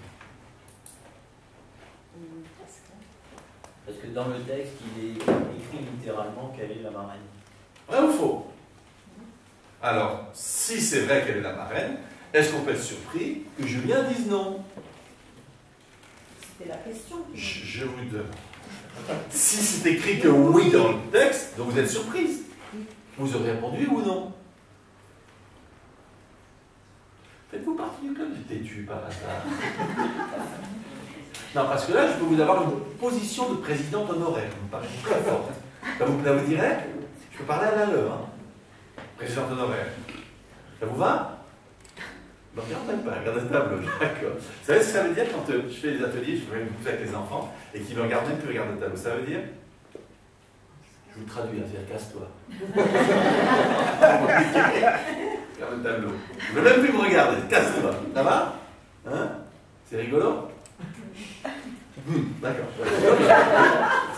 Bon, moi j'aime bien que je sois clair, mais je suis obligé de rester encore un petit peu. Donc, en effet, on s'attendait ici à factuellement, oui, c'est dit explicitement, mais non, pourquoi? Qu'est-ce terminé? Comment, non pas ce qu'il a dit, mais quel tour de passe-passe il nous fait pour dire non? On passe d'un plan strictement du texte à un autre plan plus, voilà, plus comment? Plus éloigné. Voilà, on passe du textuel à quoi? Hein? Au concept. On passe au conceptuel, du textuel au conceptuel, ça va? Vous êtes d'accord? Ça vous paraît bien? Très bien. Ah, révélation! Voilà. Hein? Et entre parenthèses, c'est ça tout l'enjeu. Hein? Depuis tout à l'heure, vous voyez, on oscille autour de ça. Pour l'interprétation, pour l'aide de sortie du textuel, voilà. C'est ça qui est. Alors, ce que je propose, donc, voilà, on va passer un peu de temps là-dessus, sur les questions textuelles. On va maintenant essayer de passer à des questions qui sont non textuelles et voir ce qui va se passer. Alors, on va essayer de faire ça un peu. Voilà. Alors, comment? Qu'est-ce qu'il y a? Non, c'est bon. Ça va? Vous ennuyez? Non, bah voilà, c'est pour ça qu'on vient là, vous avez compris. Hein? Voilà. Si on ne s'ennuie pas. Mais ça ne dure qu'un temps, comme la baguette magique. Ah, là, le maître comprend quelque chose, c'est ça? Ce qui vous rend heureuse. Non, j'imagine Oscar faire avec des petits. Voilà. Ah, c'est ce que je fais là. J'ai l'impression de mais c'est plus visible, par exemple. Alors, ça fait la question. Bon, en gros, c'est ça. C'est juste la mimique est plus appuyée que les petits. C'est pareil. Alors, bien. Alors, qui maintenant a... Ah oui, alors on n'a pas vu, il faut qu'on lise les questions questions non textuelles. La deuxième sorte de questions. Alors, si vous en avez une, vous la lisez. S'il n'y en a pas, il n'y en a pas. On y va. Alors, vous en choisissez une auquel vous voulez répondre. Pareil. C'est parti. Quelle morale ressortit-il? Encore ça? Quelle morale ressortit-il? Ressortir de l'histoire, d'accord. Ok? Ce n'est pas. Ok. Accepter l'injustice de la vie est-elle la seule voie pour conduire au paradis? Ok. Est-il vraiment possible de demander spontanément pardon à quelqu'un que l'on a humilié du simple fait que la personne change brutalement de statut? Ok. Pourquoi les souliers en verre jouent-ils le rôle capital qui leur est donné? Ok. Alors là, répétez-la. Pourquoi les souliers en verre jouent-ils le rôle capital qui leur est donné? Qui pense que ici, c'est ça qu'on attend? Qui est d'accord avec cette question-là maintenant? Levez la main. Qui est d'accord? Qui est d'accord? Qui veut refuser cette question? Levez la main. Demandez à quelqu'un. Pourquoi vous refusez la question? Pourquoi vous refusez? À qui vous demandez? À qui? Leïla? Parce qu'elle a affaire à la première partie. Elle répond au texte. Est-ce que c'est vrai que la C'est pas une question du qui texte? ressort du texte.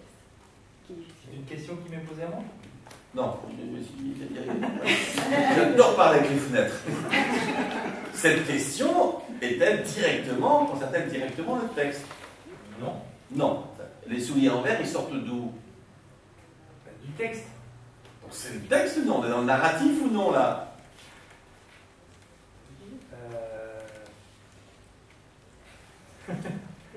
C'est écrit. Oui, c'est écrit dans le texte? C'est écrit dans le texte. C'est écrit dans le texte, c'est pas compliqué. Hein? Les autres questions, vous avez entendu? Elles sont écrites, on trouve ces mots-là dans le texte ou non?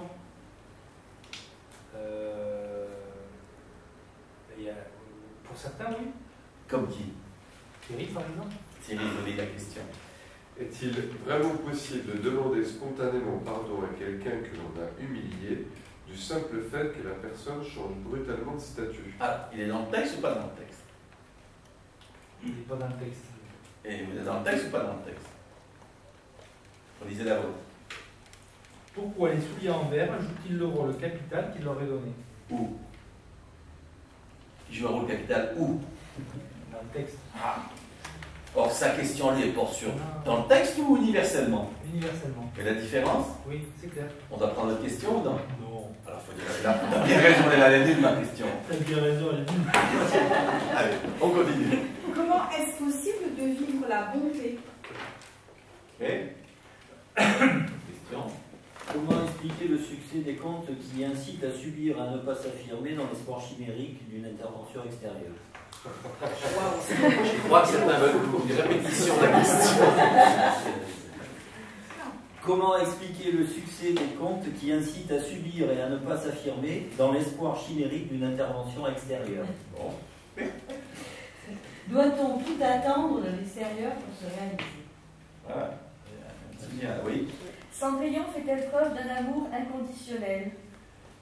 Qui prend sa question? Levez la main. Qui n'en veut pas? Levez la main. Pourquoi ils n'en veulent pas? Martine? Parce qu'on s'appuie sur le texte, avec Cendrillon. Toujours dans le texte. Hein. En parenthèse, je ne sais pas si vous voyez l'enjeu ici, de passer narratif à métanarratif. Hein. Et comment on peut universaliser les problématiques. Là, on est toujours dans la narration. Ça va hein. Et voilà, c'est important justement, mais c'est pas toujours évident. Mais en gros, c'est simple. Hein. Est-ce qu'on reprend les personnages au lieu d'universaliser le problème? Est-ce qu'on... Oui, c'est beaucoup autour de ça. Hein. Alors, oui. Devons-nous paraître éprouvés pour être? Encore une fois? Devons-nous paraître éprouvés pour être? Bon. Suffit-il d'avoir la beauté pour être récompensé par la vie? Comment peut-on haïr quelqu'un qui se révèle meilleur que nous par la mise en évidence de nos défauts par l'opposition? Encore une fois?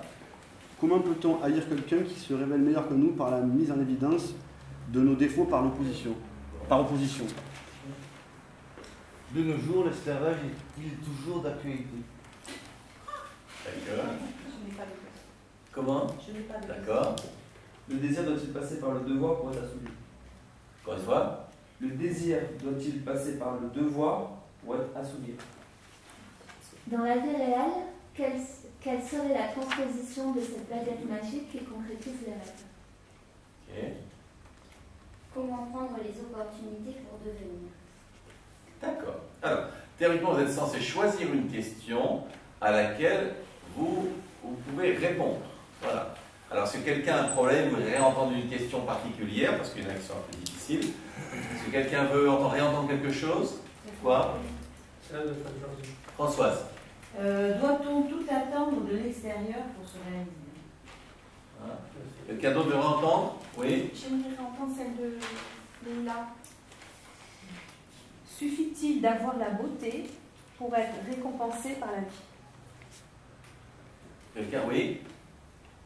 Vous voulez entendre quoi? Oui, vous voulez entendre Celle de mon voisin. Oui. comment expliquer le succès des contes qui incitent à subir et à ne pas s'affirmer dans l'espoir chimérique d'une intervention extérieure? Oui. Comment prendre les opportunités pour devenir? Quelqu'un d'autre? Oui.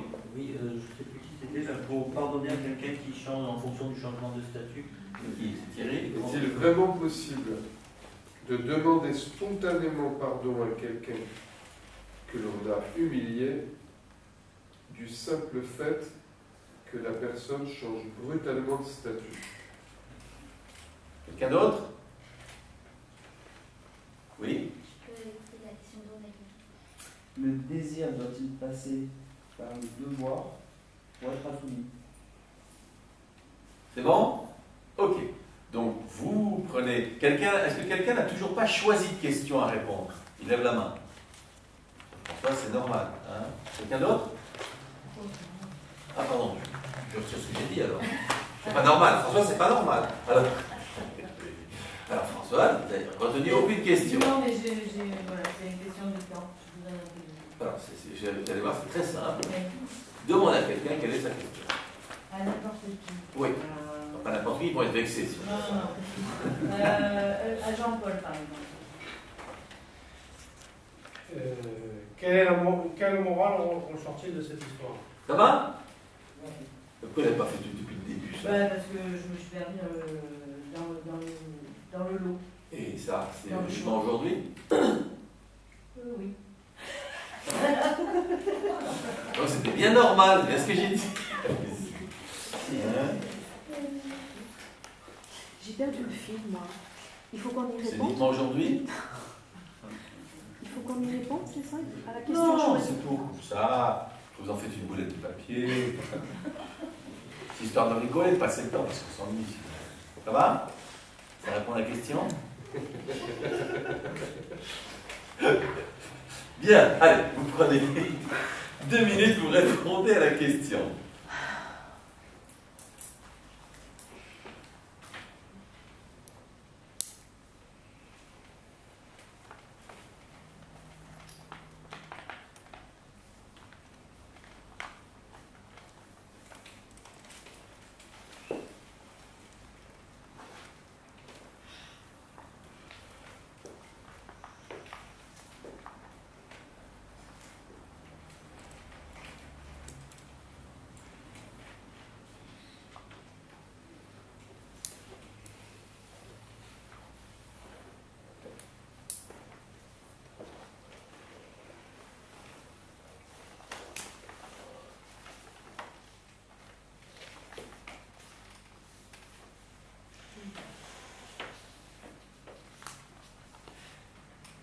Vous avez fini, vous posez le stylo, comme ça je sais que vous avez fini la question.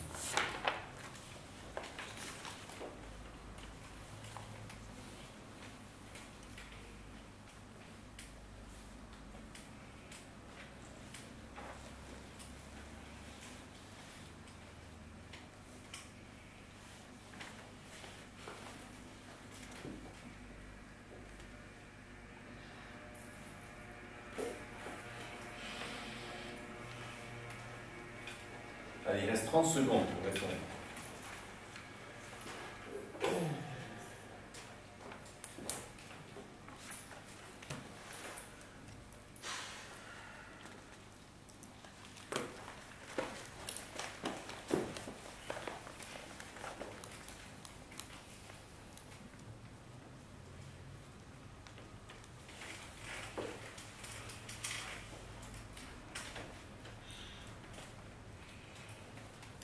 Alors, voilà, donc on va s'arrêter là et on va prendre. Qui a répondu à une question?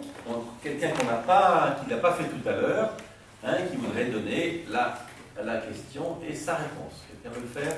Qui n'a pas fait? Allez, Françoise, quelle est la question, Françoise? C'est la question de Jean-Paul. Quelle morale ressortit de cette histoire? Voilà. Donc, quelle est la morale? Quelle est la morale de l'histoire? Quelle est la morale? Quelle est la morale? Réponse. La bonté est la clé de toute réussite personnelle. La bonté est la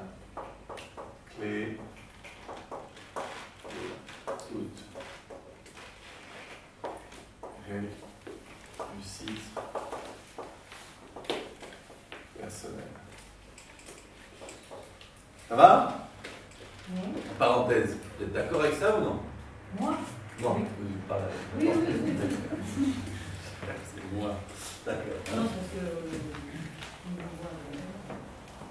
Ah ouais, je suis pas bien. Ok, alors.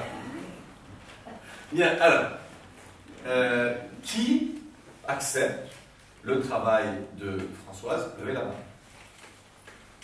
Qui ne l'accepte pas? Levez la main. Françoise, l'autre.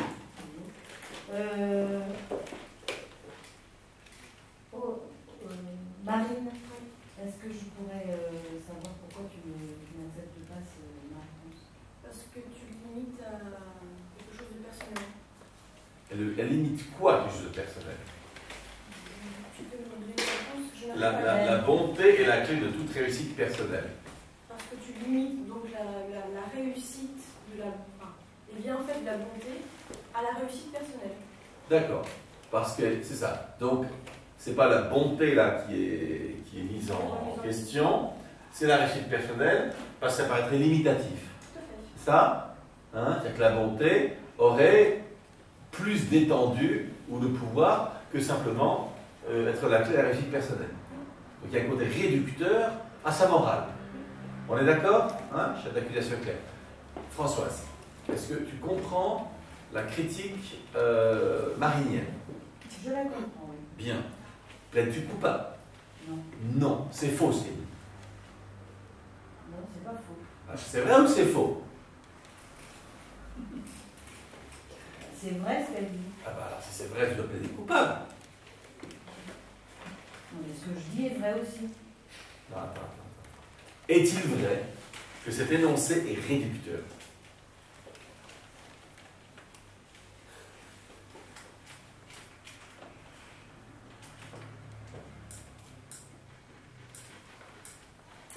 Oui. Oui. Donc ça va pas.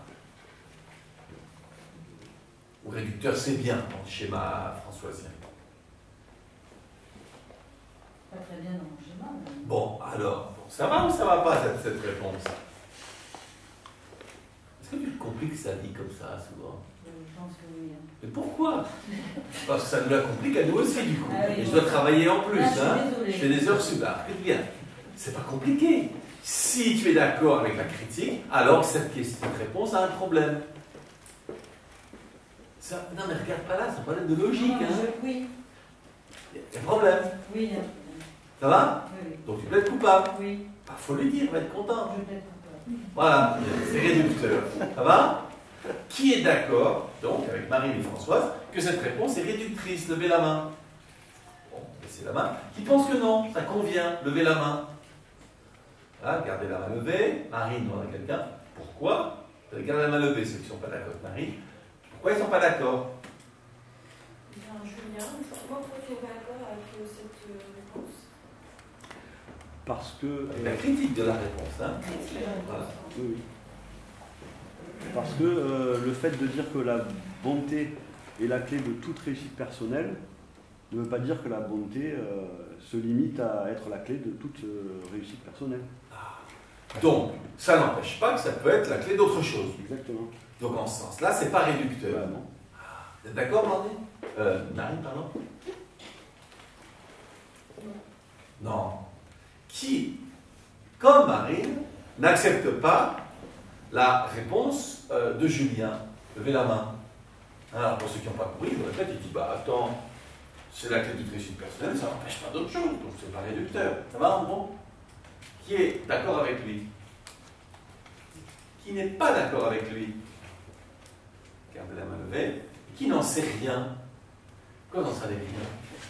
Je suis perdu. Et pourquoi elle est perdue? J'arrive plus à. Et pourquoi? Je suis fatigué. Ah, c'est que le matin, il y a cet après-midi encore. Hein? En parenthèse, c'est un problème très important. Je ne sais pas si. Est-ce que quelqu'un voit le problème ici qui se pose et pourrait dire, le redire de manière générale, et pourquoi il est important? C'est vrai que c'est un problème récurrent.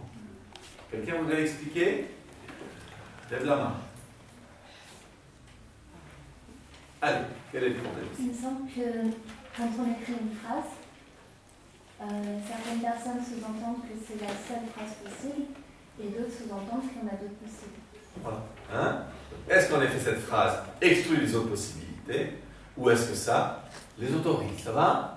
Hein? Toujours deux manières de voir une phrase. Voilà. D'accord?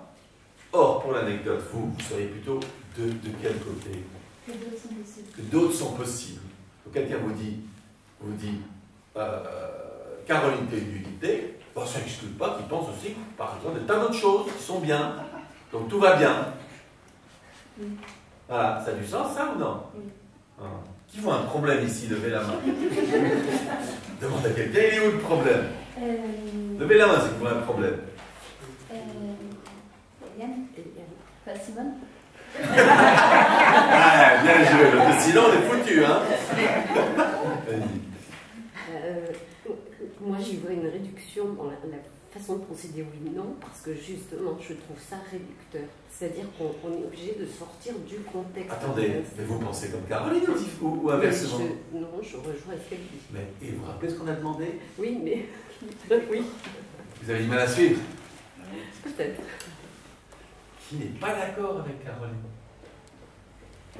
Alors, je vais convoquer quelqu'un qui ne serait pas d'accord, c'est Spinoza. Parce qu'il a une phrase tout à fait fameuse qui dit « Toute affirmation est une négation ». Vous la connaissiez, non? Pas du tout. Hein? Omni affirmatio negatio est, c'est dit en latin. Voilà. Toute affirmation est négation. C'est-à-dire que dès que j'affirme quelque chose, eh bien, je nie ce que cette chose ne dit pas. Ça va? Alors, on peut être d'accord avec l'un, autrement dit, quand je dis « cette chaise est en bois », eh bien, je nie tout le reste de ce que je ne dis pas. Tout adjectif qui serait autre, je l'ai dit. J'ai choisi. Autrement dit, il y a une parole d'engagement. Quand tu dis quelque chose, bah, tout le reste, tu as choisi de ne pas le dire. Et pour une anecdote, si j'ai deux filles, si je dis à une de mes deux filles, tu es très belle, l'autre me dit, et moi alors?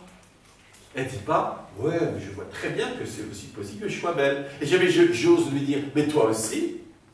Elle va me dire, toi aussi, il m'a tué. Et là, il y a deux possibilités. Quand on parle, est-ce que tout est possible? Ou quand on parle, eh bien non, c'est un engagement, et donc le reste n'est pas là. Alors ça, c'est un choix de chacun. Comment vous prenez la parole? Ça va? Hein? Et là, donc, tout dépend comment on veut le jouer. Hein? Mais le tout est possible implique que, donc, il n'y a plus d'engagement. Ça va? Oui. Hein? Vous voulez la toute possibilité. Oui. Vous voyez un problème? Bah, le même que tout à l'heure. Qui est? Le choix. Voilà, choisir vous pose problème. Ouais. Mais la vie, elle permet d'avoir tous les choix ou elle les oblige à choisir? Elle est obligée de choisir. La vie, il y a un vrai problème. d'avoir tous les choix. Comment? Les deux. Ouais, votre vie permet d'avoir tous les choix. Par exemple, vous pouvez être chinoise, ou être un éléphant, ou être un homme, ou être un nain. Non. Hein? Ah ouais, il y a plein de trucs éliminés. Hein. Je ne peux pas être un éléphant. Dommage. Donc, évidemment, quel dommage. Ouais, une belle... Voilà. Hein? Alors, dans la vie, vous faites ce que vous voulez. Mais pour le but de l'exercice, en général, pour que ça ait du sens, je vous conseille de prendre l'idée qu'une phrase dit ce qu'elle dit et pas autre chose. Parce que sinon, quelqu'un va vous dire « Ah bah non, cette phrase, elle n'exclut pas que, je sais pas, voilà, bah, je vais aller me promener demain. » Bah, ça ne dit pas de ne pas me promener demain, cette phrase-là. Montrez-moi, Caroline, où cette phrase vous dit que je n'irai pas me promener demain au parc. Eh ben donc, cette phrase indique que je vais me promener au parc demain. Vous voyez, le risque que vous avez, si vous dites « Tant que ce n'est pas interdit, ça le dit. » Et bien là, tout est possible. Et dans cette phrase, vous avez tout, sauf peut-être que la bonté ne soit pas la clé de la réussite personnelle. Mis à part ça, vous pouvez lui faire dire ce que vous voulez. Tout ou rien. Comment? Là, c'est tout ou rien. C'est-à-dire? C'est-à-dire que là, c'est vrai que cette phrase-là, elle ne peut pas tout rendre possible à côté. Mais il y a certaines choses qu'elle peut rendre possible. Ah bah oui. Donc là, on dit Qui aurait un rapport, ben, elle vous permet de dire tout ce qui aurait un rapport avec ça. Mais pas ce qui n'a aucun rapport avec ça. Parce que sinon, vous autorisez que n'importe quoi, du moment que ce n'est pas interdit par la phrase. Mais vous savez combien de propositions peuvent être énoncées qui ne sont pas interdites par cette phrase? Le champ est infini. Et c'est là qu'on va dire, on peut faire dire n'importe quoi une phrase. Il suffirait de dire, ah ben écoutez, elle ne l'interdit pas. Ça va hein? Et là, imaginez un atelier. Comment voulez-vous à ce moment-là que je fasse un atelier? Ça devient impossible. Quelqu'un va dire, bah, ça ne dit pas qu'il ne faut pas jouer au piano. Alors moi, ça dit qu'on peut jouer au piano. Ça va hein? Voilà. Je reviens rapport à l'atelier, il faut qu'une phrase engage. Ça va bien. Donc, si on la prend stricto sensu, au sens propre, est-ce qu'en effet, bah, ça veut dire que c'est pas d'autre chose. Oui. Voilà. Donc, une conception de réducteur, ça vous parle dans cette phrase. Alors, qui a dit que c'était réducteur en fait? C'était voilà, Marie qui dit la phrase est réductrice parce qu'il y aurait des éléments dont la bonté est cause qui seraient donc éliminés parce qu'on ne les dit pas. Ça va hein, voilà. Un peu comme si quelqu'un vous dit, au lieu de vous dire je t'aime ma chérie, tu es la plus belle, il dirait tu fais la vaisselle, c'est bien.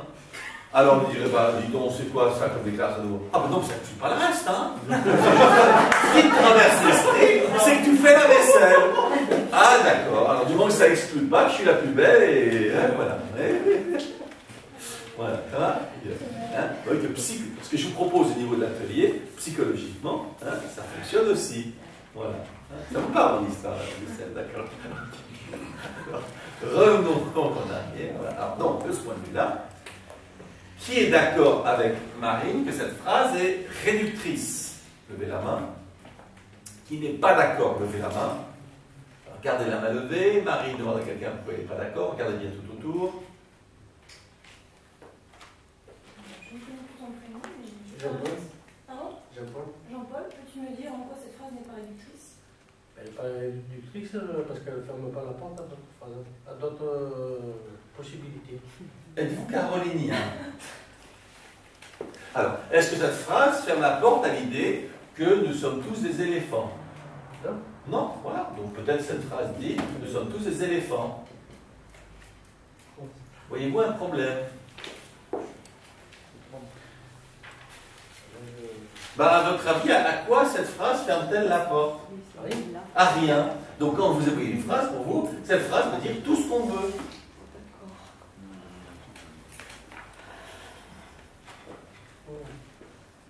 D'accord. Bah, si elle ferme la porte à rien, cette phrase, elle peut bien monter ce qu'on veut. Vous êtes d'accord? Oui. Oui, non? Oui, oui. Donc pensez-vous qu'une phrase ferme la porte à des choses ou à rien? Non, oubliez cette phrase. Une phrase. Ferme-t-elle des portes, oui ou non?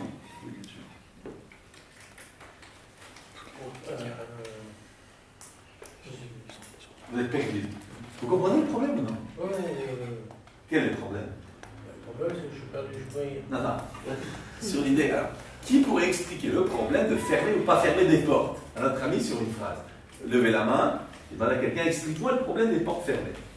Julien, tu peux expliquer le problème des portes fermées? Oui.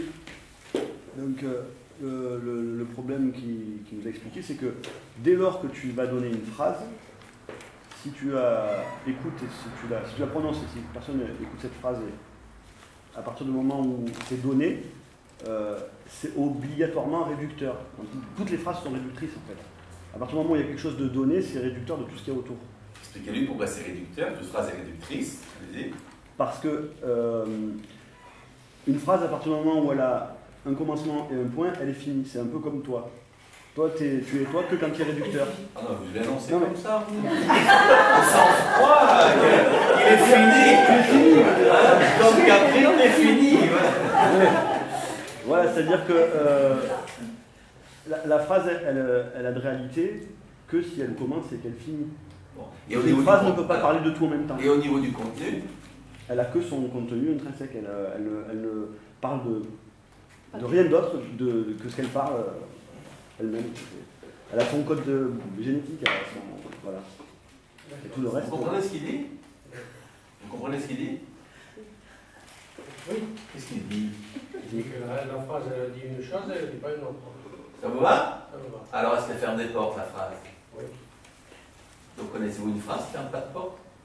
Non. Donc, toute phrase ferme des portes. Et c'est utile de fermer des portes? Non. C'est pas utile. Ou chez vous, les portes sont toujours ouvertes. C'est vrai? Non, parce que je viens, moi. Les portes sont toujours ouvertes chez vous. pourquoi on a des portes ou non? Ben, on les met maintenant. Ah, avant on n'en mettait pas. C'est nouveau, ça vient de sortir les portes. Après, il n'y avait pas de serrure aux portes. Non, attendez, est-ce que je parle de serrure? Savez-vous pourquoi on a des portes, oui ou non? Pour cloisonner. Pour cloisonner. Et à quoi ça sert de cloisonner? Ben, à séparer toute chose. Et pourquoi on ne sait pas? Pour éviter de mélanger. Pourquoi? Parce que quand on mélange, quelle en est la conséquence? On va s'embrouiller. On s'embrouille. Vous voulez s'embrouiller? Non. Donc faut-il fermer des portes? Oui. C'est bien de fermer des portes? Oui. Eh ben voilà, vous êtes réconciliés avec la fermeture des portes. Ça va? Oui. Et comme quoi, hein, là, dans le futur, le problème c'est que le temps avance, on va devoir s'arrêter. Voilà. Hein. Juste avant, donc juste un truc rapide, voilà, vous écrivez une phrase. Quel est l'intérêt de cet exercice?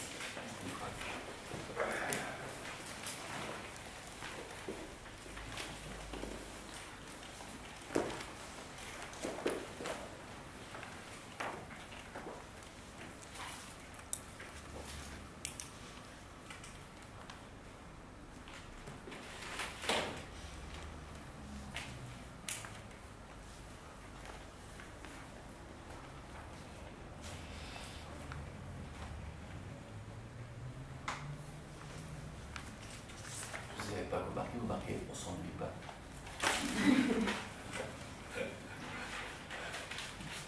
Bien, allez, on démarre. Qu'est-ce qu'il a marqué? Tu as travaillé sur l'ouverture de ce truc. Après son ouverture, pas mal des portes. Voilà, mais alors, vous pensez qu'il fallait les fermer. Allons-y. Travailler son imaginaire. Comment? Travailler son imaginaire. Travailler son imaginaire. Faire travailler la pensée de façon ludique. Apprendre à voir les rigidités structurelles de notre mental. Apprendre à rentrer dans le texte et à en sortir. Apprendre à fermer des portes et à passer du texte au symbolique. Un positionnement clair permet de s'affirmer. Se rendre compte si on parle au niveau d'un texte ou à un niveau méta. Apprendre à passer du particulier à l'universel. Clarifier ce que veut dire répondre à une question. Choisir, s'engager, se limiter. Dénouer. Faire des liens entre le texte et la vie. Avec une question simple et une réponse simple, comment on peut passer 2 heures à y répondre? Les propositions, c'est un choix, et donc on se... L'exemple permet de faire la pratique philosophique sur un texte. Cet exercice me montre, cet exercice a élargi pour moi ce qu'est une réponse acceptable et m'aide à me réfléchir à ce que je dis. Apprendre à écouter les réponses, voir la conséquence des réponses, engagement. Voilà. Bien. Eh bien, merci pour votre patience. Voilà. Merci. Merci.